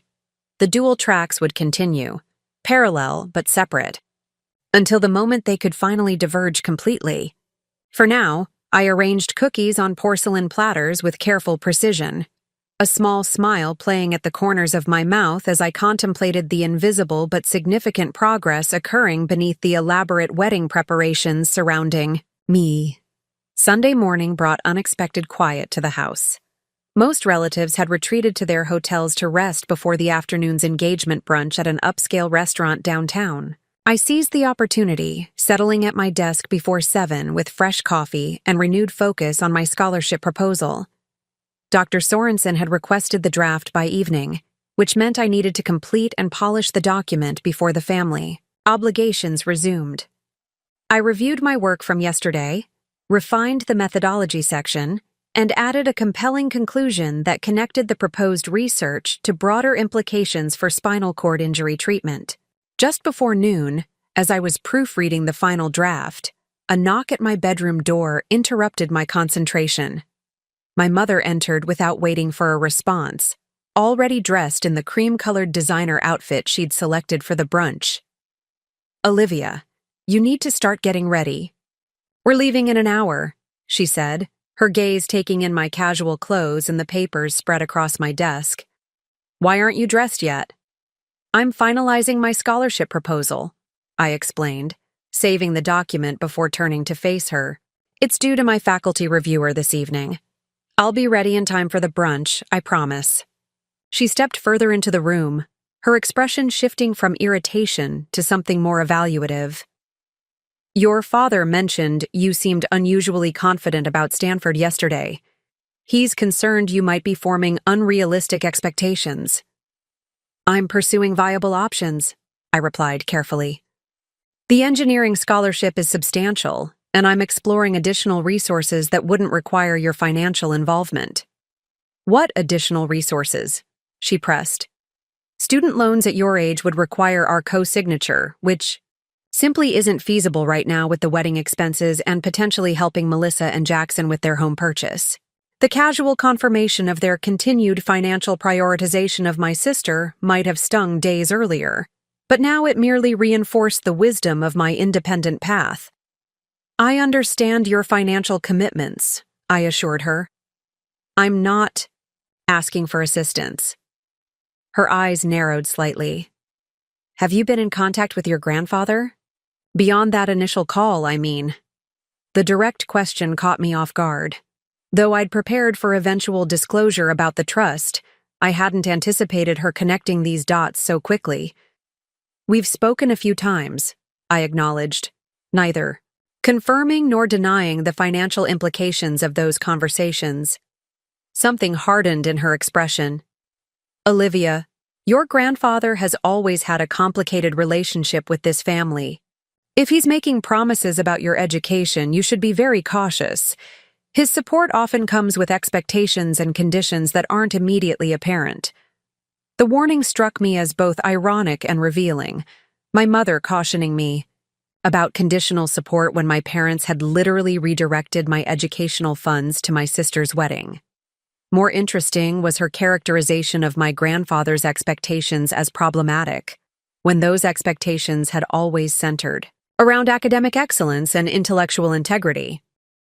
"I appreciate your concern," I said neutrally. "I'll be ready for the brunch by 1 o'clock. She seemed about to press further, but instead nodded tersely. "Wear the blue dress with the cardigan. The Thatchers will be there, and appearances matter." After she left, I completed my final review of the scholarship proposal, created a professional PDF with proper formatting, and sent it to Dr. Sorensen with a polite email thanking him for his mentorship and requesting any feedback he could provide before the Wednesday submission deadline. Then I changed into the approved outfit, applied minimal makeup, and joined my family downstairs precisely at 1 o'clock. My father gave me an appraising look as I descended the stairs. "You look appropriate," he commented, which from him constituted high praise regarding appearance. "We need to leave now to arrive on time." The engagement brunch occupied a private room at Riverdale's most exclusive restaurant, the kind of establishment where prices weren't listed on menus, and staff appeared silently when needed. Melissa and Jackson held court at the center table, surrounded by his family and closest friends, while our relatives filled the surrounding tables in a carefully orchestrated seating arrangement that reflected perceived status and importance. I found myself seated between cousin Rebecca from Chicago and Jackson's second cousin, a finance professional whose name I immediately forgot as he launched into a monologue about investment strategies for young people that seemed oddly divorced from the realities of actual young people's finances. Throughout the three-course meal, I maintained the pleasant, attentive demeanor expected of me while mentally reviewing key elements of my scholarship proposal and preparing for tomorrow's AP Physics exam. The dual-track existence I'd been cultivating, outwardly, participating in wedding festivities while inwardly focused on academic advancement, had become almost second nature. Midway through the main course, my phone vibrated in my clutch purse. While normally I would never check messages during a formal family function, a reflexive concern about my scholarship submission prompted me to discreetly glance at the screen while pretending to check the time. The notification revealed an email from Dr. Sorensen with the subject line, "Proposal feedback, urgent." My heart rate accelerated. Urgent feedback could indicate serious flaws requiring substantial revision before the Wednesday deadline. With the rehearsal dinner scheduled for Friday and wedding preparations intensifying daily, finding extensive revision time would be nearly impossible. "Would you excuse me for a moment?" I murmured to my conversational partners, slipping away toward the restroom area where I could review the message privately. In a quiet corner of the restaurant's elegantly appointed lounge, I opened the email with trepidation. "Ms. Caldwell, I've reviewed your neural tissue engineering proposal and find it exceptional, particularly your integration of biodegradable polymer technology with targeted growth factor delivery mechanisms. The concept is both innovative and scientifically sound, representing graduate-level understanding of the underlying principles. Rather than suggesting revisions, I've taken the liberty of forwarding your proposal directly to Dr. Helena Westfield, who established the Scholarship Foundation. She's expressed immediate interest in your work, particularly given its alignment with her own research in neural regeneration. She's requested a virtual interview tomorrow at 5 p.m. I recognize this is extremely short notice, but given the application deadline and her specific interest in your approach, I strongly encourage you to accommodate this request if at all possible. Please confirm your availability as soon as convenient. Regards, Dr. Leonard Sorensen." I read the message twice, scarcely believing its contents. Not only had Dr. Sorensen approved my proposal without requiring revisions, but he'd forwarded it directly to the scholarship's founder, bypassing several evaluation stages in the process. An interview request with Dr. Westfield herself represented an extraordinary opportunity, one that potentially placed me ahead of dozens of other qualified applicants. The timing, however, created yet another scheduling challenge. Tomorrow afternoon was already committed to AP exam review, followed by my financial aid meeting with Stanford, and culminating in a family dinner with Melissa's future in-laws.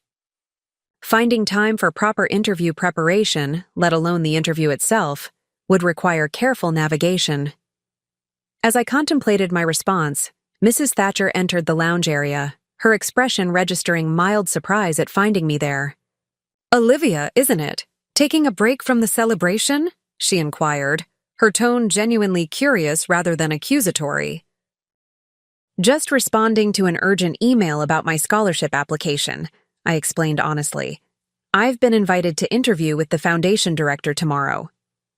Rather than dismissing this academic intrusion into wedding festivities as I might have expected from someone in Melissa's orbit, Mrs. Thatcher's expression reflected genuine interest. "For Stanford's bioengineering program, correct?" "That's quite an achievement. My late father was an engineer. He would have been fascinated by the work you described yesterday." The unexpected personal connection and sincere engagement caught me off guard. "Thank you. The field combines several disciplines in ways that could potentially transform medical treatment approaches." She nodded thoughtfully. Innovation often happens at intersections between established fields. That was my father's philosophy as well. She gestured toward the private dining room.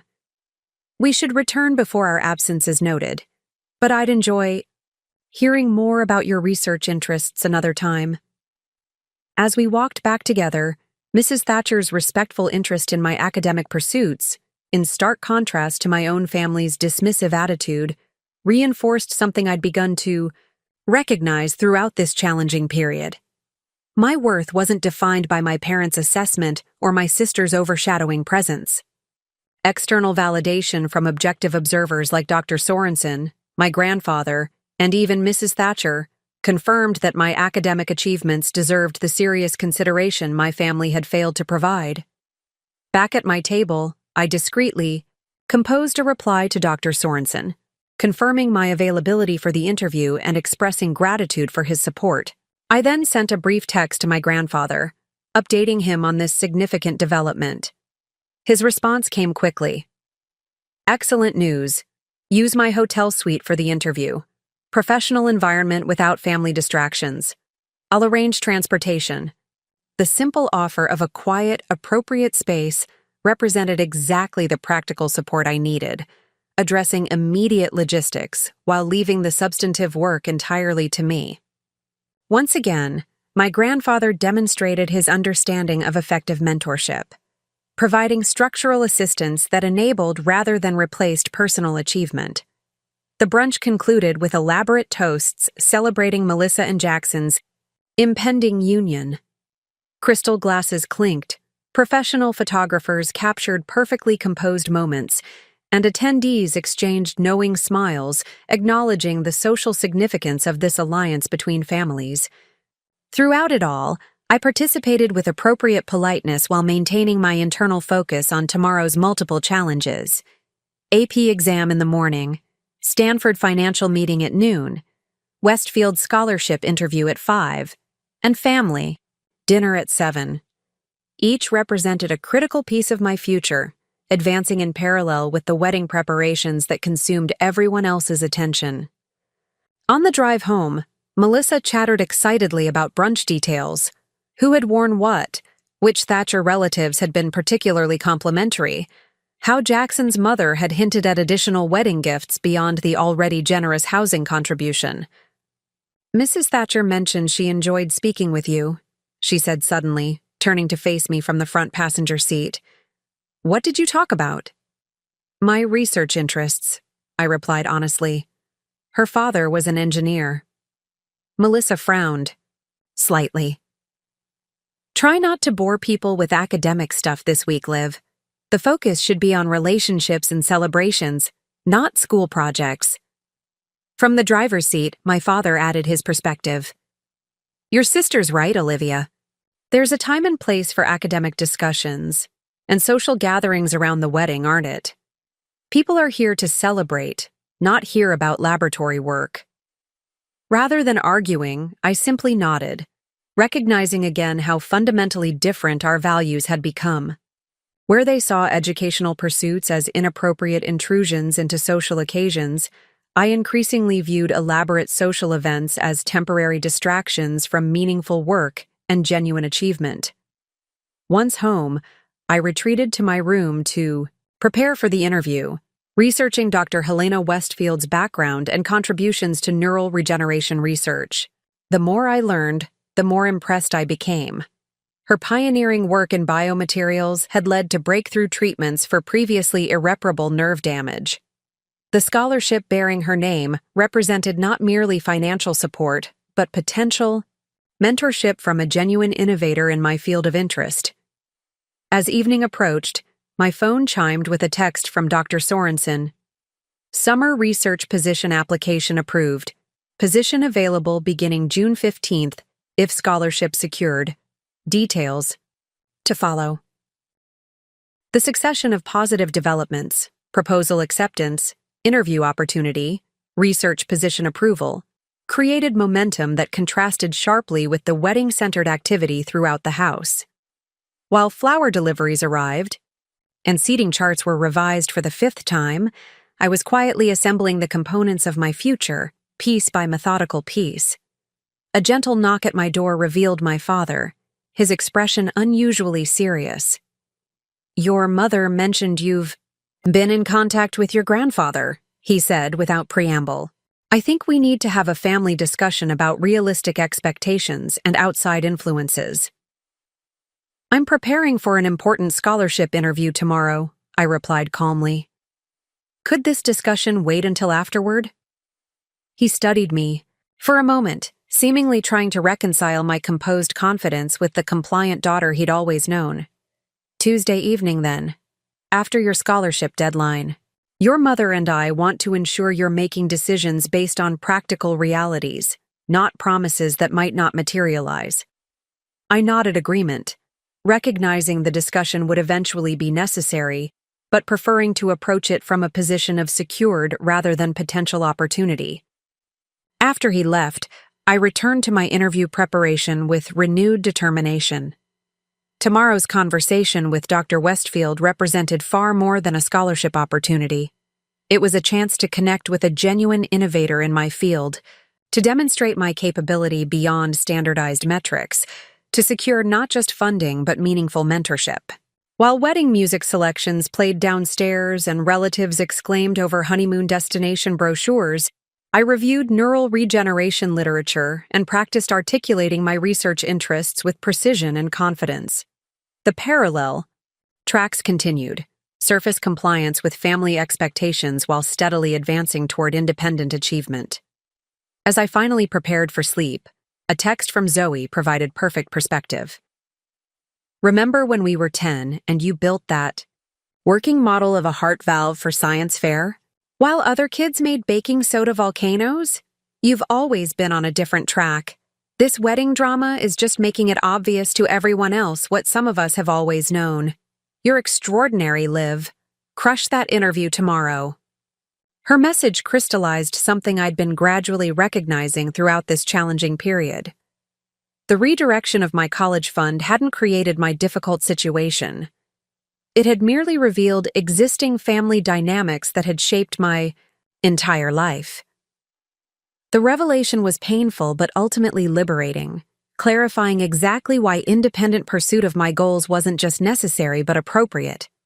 Tomorrow would bring multiple challenges, each requiring different skills and focus. But tonight, I felt genuinely prepared, not just academically, but emotionally, to navigate these parallel tracks with integrity and purpose. The scholarship interview represented not just financial opportunity, but confirmation that my academic path mattered, regardless of my family's differing priorities. With that understanding firmly established, I set my alarm for 5 a.m. and closed my eyes, ready for whatever challenges the pivotal day ahead might bring. Monday morning arrived with the first hints of dawn barely visible through my bedroom window. My 5 a.m. alarm proved unnecessary, as I'd awakened naturally at 4:47, my mind already cycling through the day's multiple challenges: AP Physics exam at 8 a.m., Stanford Financial Aid meeting at noon, Westfield Scholarship interview at 5 p.m., and family dinner with the Thatchers at 7 p.m. I moved through my morning preparation with methodical efficiency, reviewing key physics formulas while brushing my teeth, mentally organizing interview talking points while selecting professional attire that could transition from school to virtual meetings. The quiet house allowed uninterrupted focus as I prepared both academically and psychologically for the pivotal day ahead. My father appeared in the kitchen just as I was finishing breakfast, surprise evident in his expression at finding me already dressed and reviewing notes at 6:30 a.m. "You're up early," he observed, reaching for the coffee pot. "Nervous about your exam?" "Just prepared," I replied. "The physics test is only the first milestone today." He poured his coffee, studying me with that same evaluative gaze I'd noticed increasingly over the weekend. "Your mother and I were talking last night. We're concerned about your grandfather's influence over your college decisions. Robert has always had complicated feelings about this family that might color his advice.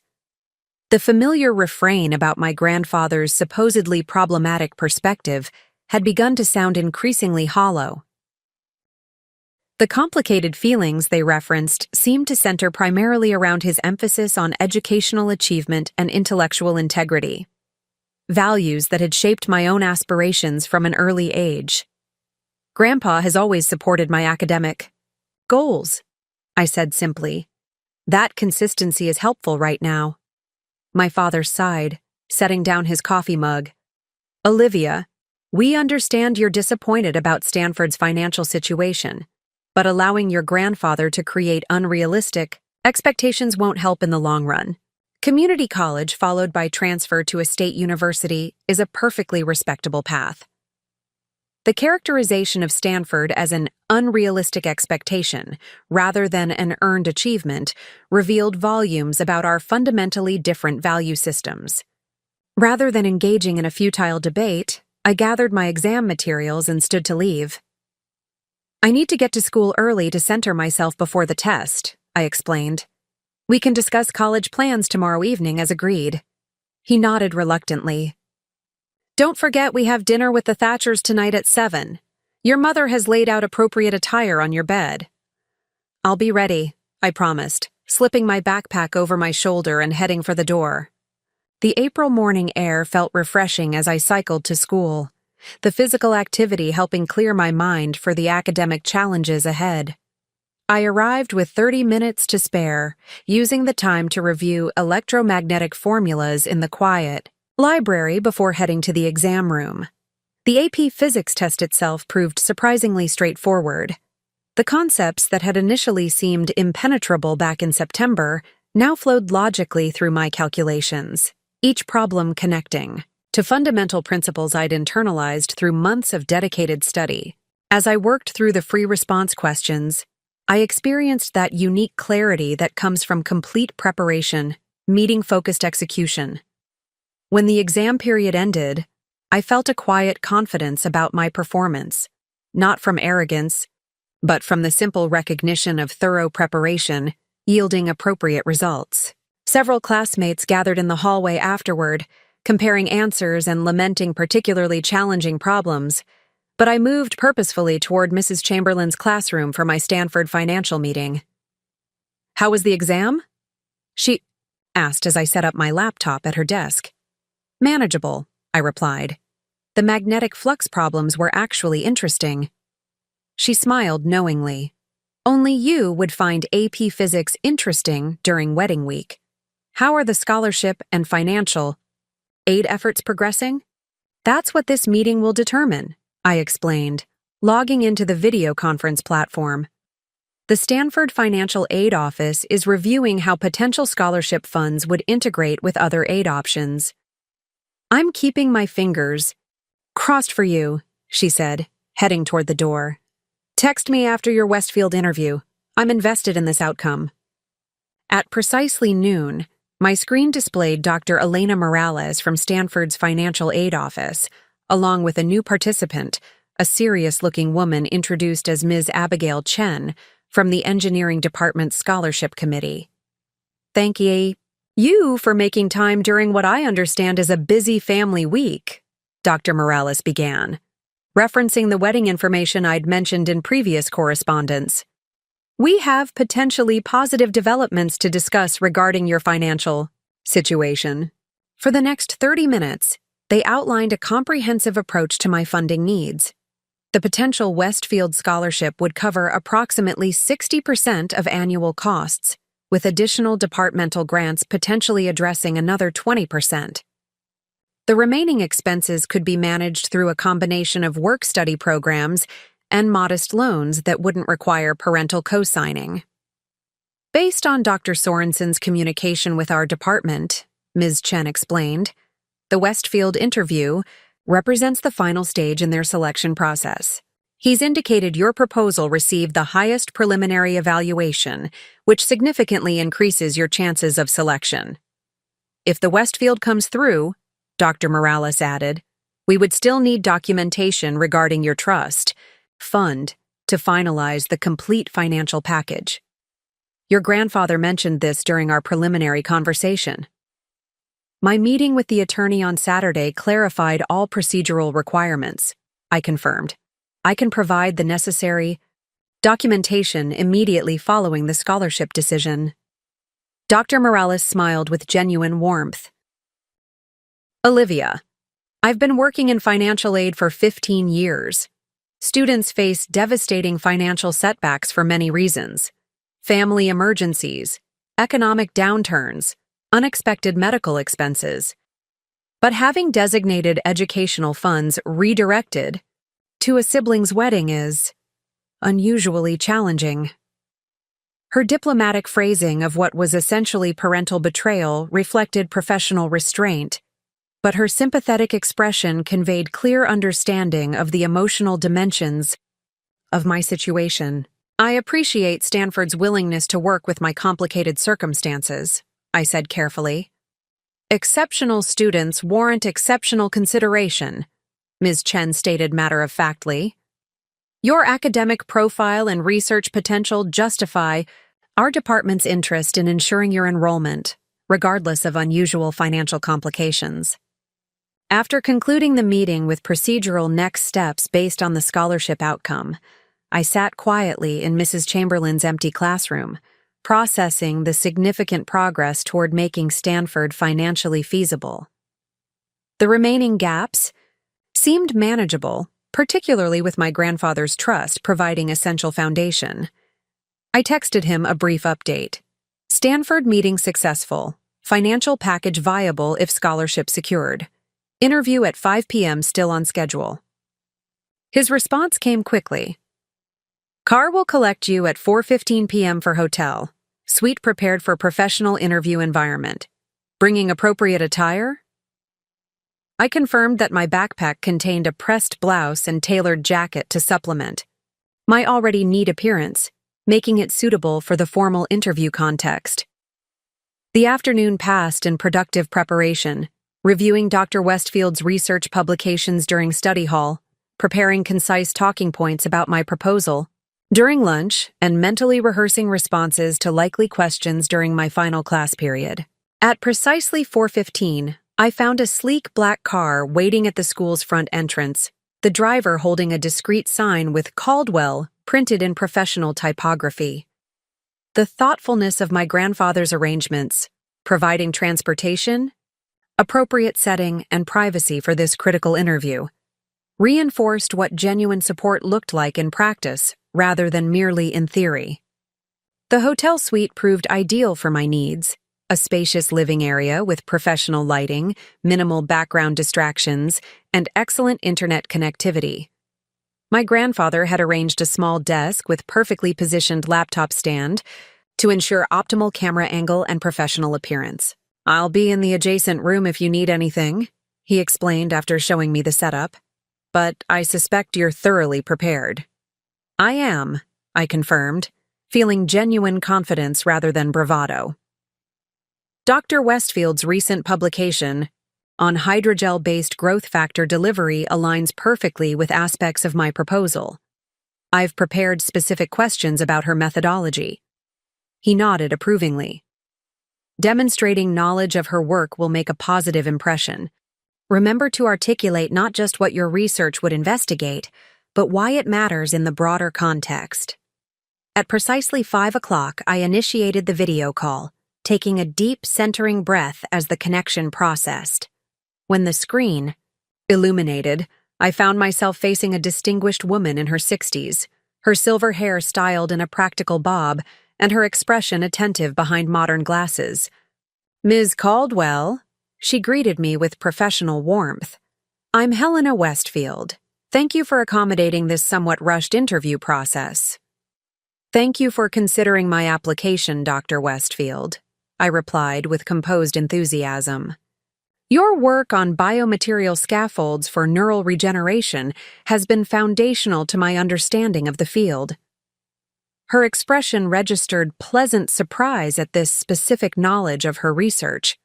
Leonard, Dr. Sorensen, indicated your proposal demonstrated unusual sophistication for an undergraduate applicant, let alone a prospective freshman. I was particularly interested in your approach to combined structural support and biochemical delivery systems. For the next 45 minutes, Our conversation flowed through increasingly technical territory: the challenges of consistent degradation rates, methods for preventing inflammatory responses, potential applications for stroke recovery versus traumatic injury. Dr. Westfield posed thoughtful questions that tested not just my knowledge, but my analytical thinking and creative problem-solving approaches. Your proposal suggests using layered polymer structures with differential degradation timing, she noted at one point. What challenges do you anticipate in maintaining structural integrity during the transitional phases? The question addressed precisely the most technically challenging aspect of my proposed approach, one I'd deliberately acknowledged as requiring further development. Rather than attempting to gloss over this complexity, I engaged directly with the limitation. That's the most significant technical hurdle, I acknowledged. Current approaches sacrifice either structural stability or controlled release timing. I've been exploring potential hybrid systems that could maintain critical structural elements while allowing precise biochemical delivery through sacrificial components. Dr. Westfield nodded with what appeared to be approval. Recognizing the limitations of existing approaches is as important as proposing innovations. Science advances through persistent engagement with technically challenging problems, not by ignoring them. As our discussion concluded, she shifted to more personal territory. Dr. Sorensen mentioned you're navigating some unusual financial challenges regarding your Stanford enrollment. Without delving into private matters, I want to assure you that our selection process focuses exclusively on scientific merit and research potential. I appreciate that clarification, I responded sincerely. Regardless of financial complexities, my commitment to biomedical engineering research remains my primary focus. She nodded thoughtfully. The Westfield Scholarship was established precisely to ensure that financial circumstances don't prevent promising scientific talent from developing. My own education was nearly derailed by family financial limitations, an experience that informed the scholarship's creation. This personal revelation provided unexpected context for her evident interest in my situation. Before I could formulate an appropriate response, she continued with professional directness. Based on our conversation today and your exceptional proposal, I'm pleased to inform you that the selection committee has authorized me to offer you the Westfield Engineering Scholarship, effective for your freshman year with renewal options based on academic performance. The simple statement, delivered without fanfare, represented the critical piece that would make Stanford financially viable. For a moment, I struggled to maintain professional composure as the significance registered fully. Thank you, Dr. Westfield, I managed finally. This opportunity means everything. Talent deserves cultivation, she replied simply. You'll receive formal documentation tomorrow, along with specific procedural requirements for Stanford's financial aid integration. Dr. Sorensen has also indicated interest in involving you in summer research that would provide valuable preparation for your fall coursework. After concluding the call with appropriate expressions of gratitude and commitment, I sat quietly at the desk, processing the monumental significance of what had just occurred. The Westfield Scholarship, the critical component that transformed Stanford from impossible dream to imminent reality, was now secured.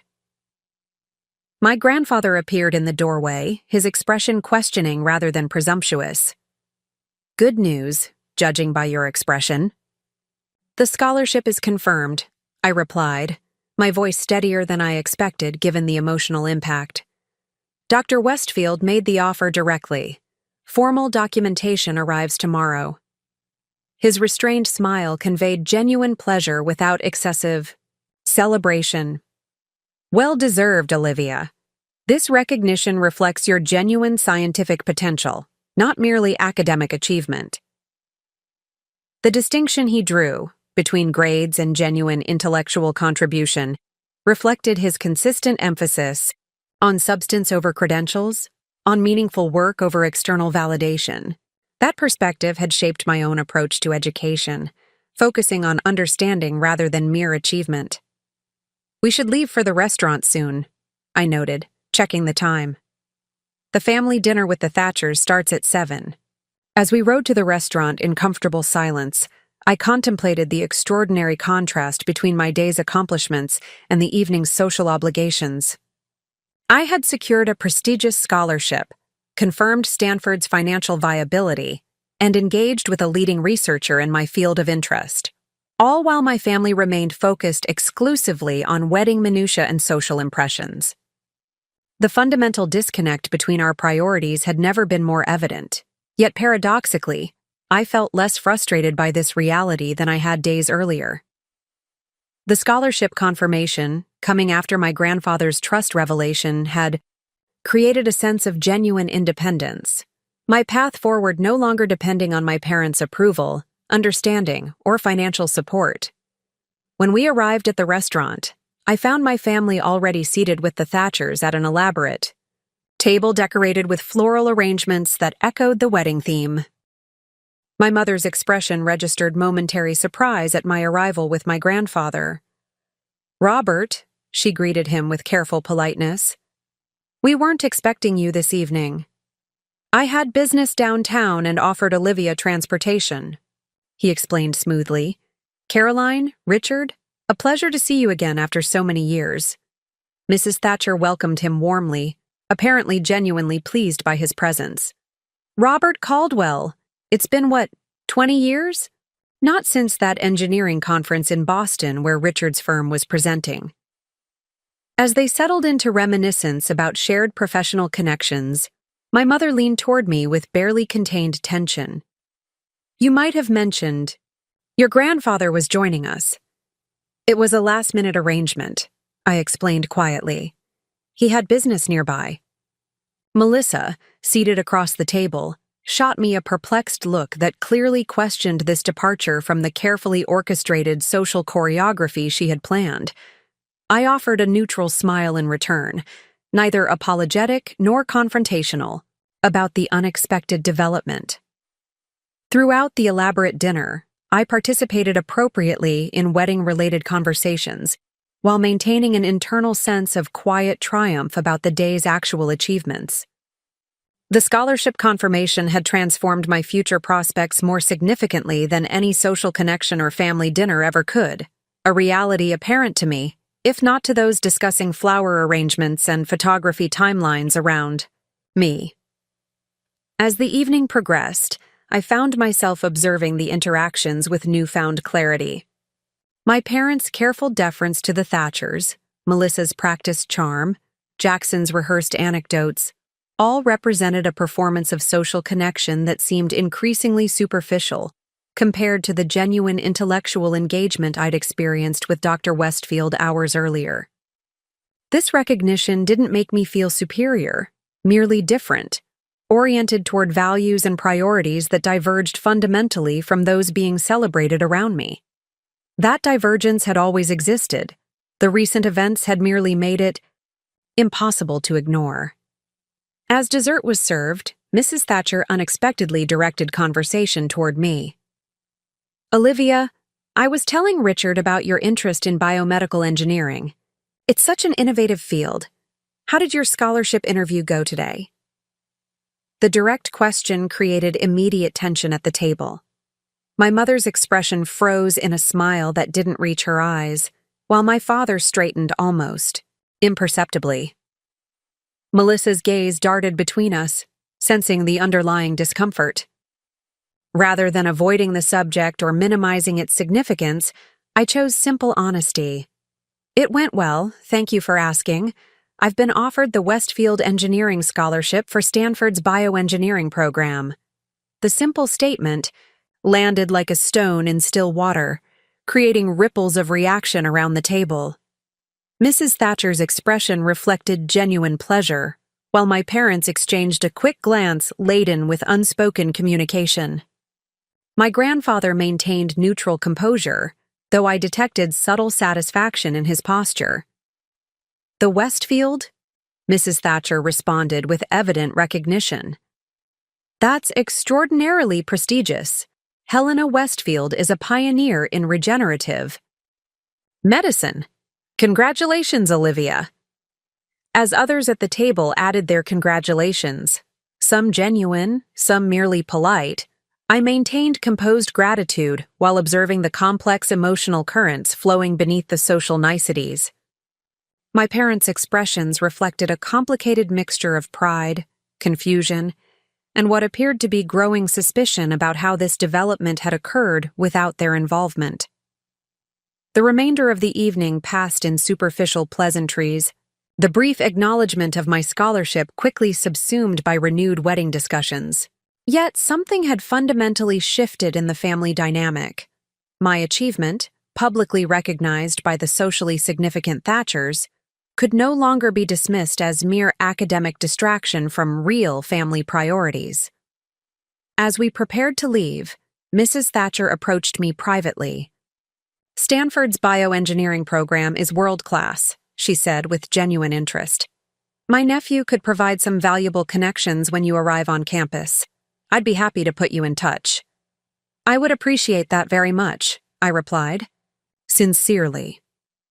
"Excellence deserves recognition and support," she added, her gaze momentarily shifting toward my sister and parents before returning to me. "Not everyone understands the value of intellectual achievement, but those who matter do." The simple statement, offered with quiet understanding, suggested she comprehended more about my family's dynamics than her polite social demeanor had indicated. Her recognition of my achievement and subtle acknowledgement of my parents' different priorities provided unexpected validation from an unexpected source. As we drove home, my mother finally addressed the elephant in the room. "When were you planning to tell us about this scholarship? And how exactly is Stanford suddenly financially feasible?" "I plan to discuss everything tomorrow evening. As Dad and I agreed yesterday," I replied calmly. "Today was about securing the opportunity. Tomorrow can be about explaining the details."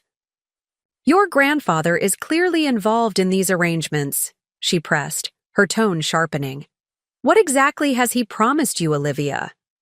My grandfather, driving with characteristic precision, maintained dignified silence, allowing me to navigate this conversation independently. "He's provided support and guidance," I acknowledged. "The specific financial arrangements can be discussed tomorrow when we have appropriate time and privacy." My father's expression reflected growing concern. "Olivia, any financial commitments involving your education should have been discussed with us first. We're still your parents and legal guardians." "I understand your perspective," I replied, carefully, "and I'm prepared to explain everything tomorrow.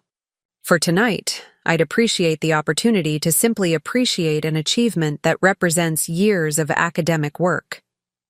The reasonable request temporarily paused their interrogation, though the tension remained palpable as we completed the drive in strained silence. Tomorrow's conversation would inevitably bring confrontation about my grandfather's trust and my independent arrangements, but tonight, I allowed myself to quietly celebrate the day's multiple successes. As I prepared for bed that evening, I reflected on the extraordinary contrast between the day's beginning and its conclusion. In just 14 hours, I had completed an AP exam, secured critical financial arrangements with Stanford, earned a prestigious scholarship, and publicly established my academic path forward, all while fulfilling expected family obligations regarding the wedding. The parallel tracks that had defined recent days were beginning to diverge towards separate destinations. Tomorrow would bring necessary explanations and potential conflict, but the essential victory was already secured. Stanford was no longer a denied dream, but an approaching reality, made possible not through parental support, but through a combination of merit, mentorship, and my own persistent determination. With that knowledge firmly established, I set my alarm for tomorrow's AP chemistry exam and closed my eyes, ready for whatever the next phase might bring. Up next, you've got 2 more standout stories right on your screen. If this one hit the mark, you won't want to pass these up. Just click and check them out. And don't forget to subscribe and turn on the notification bell so you don't miss any upload from us.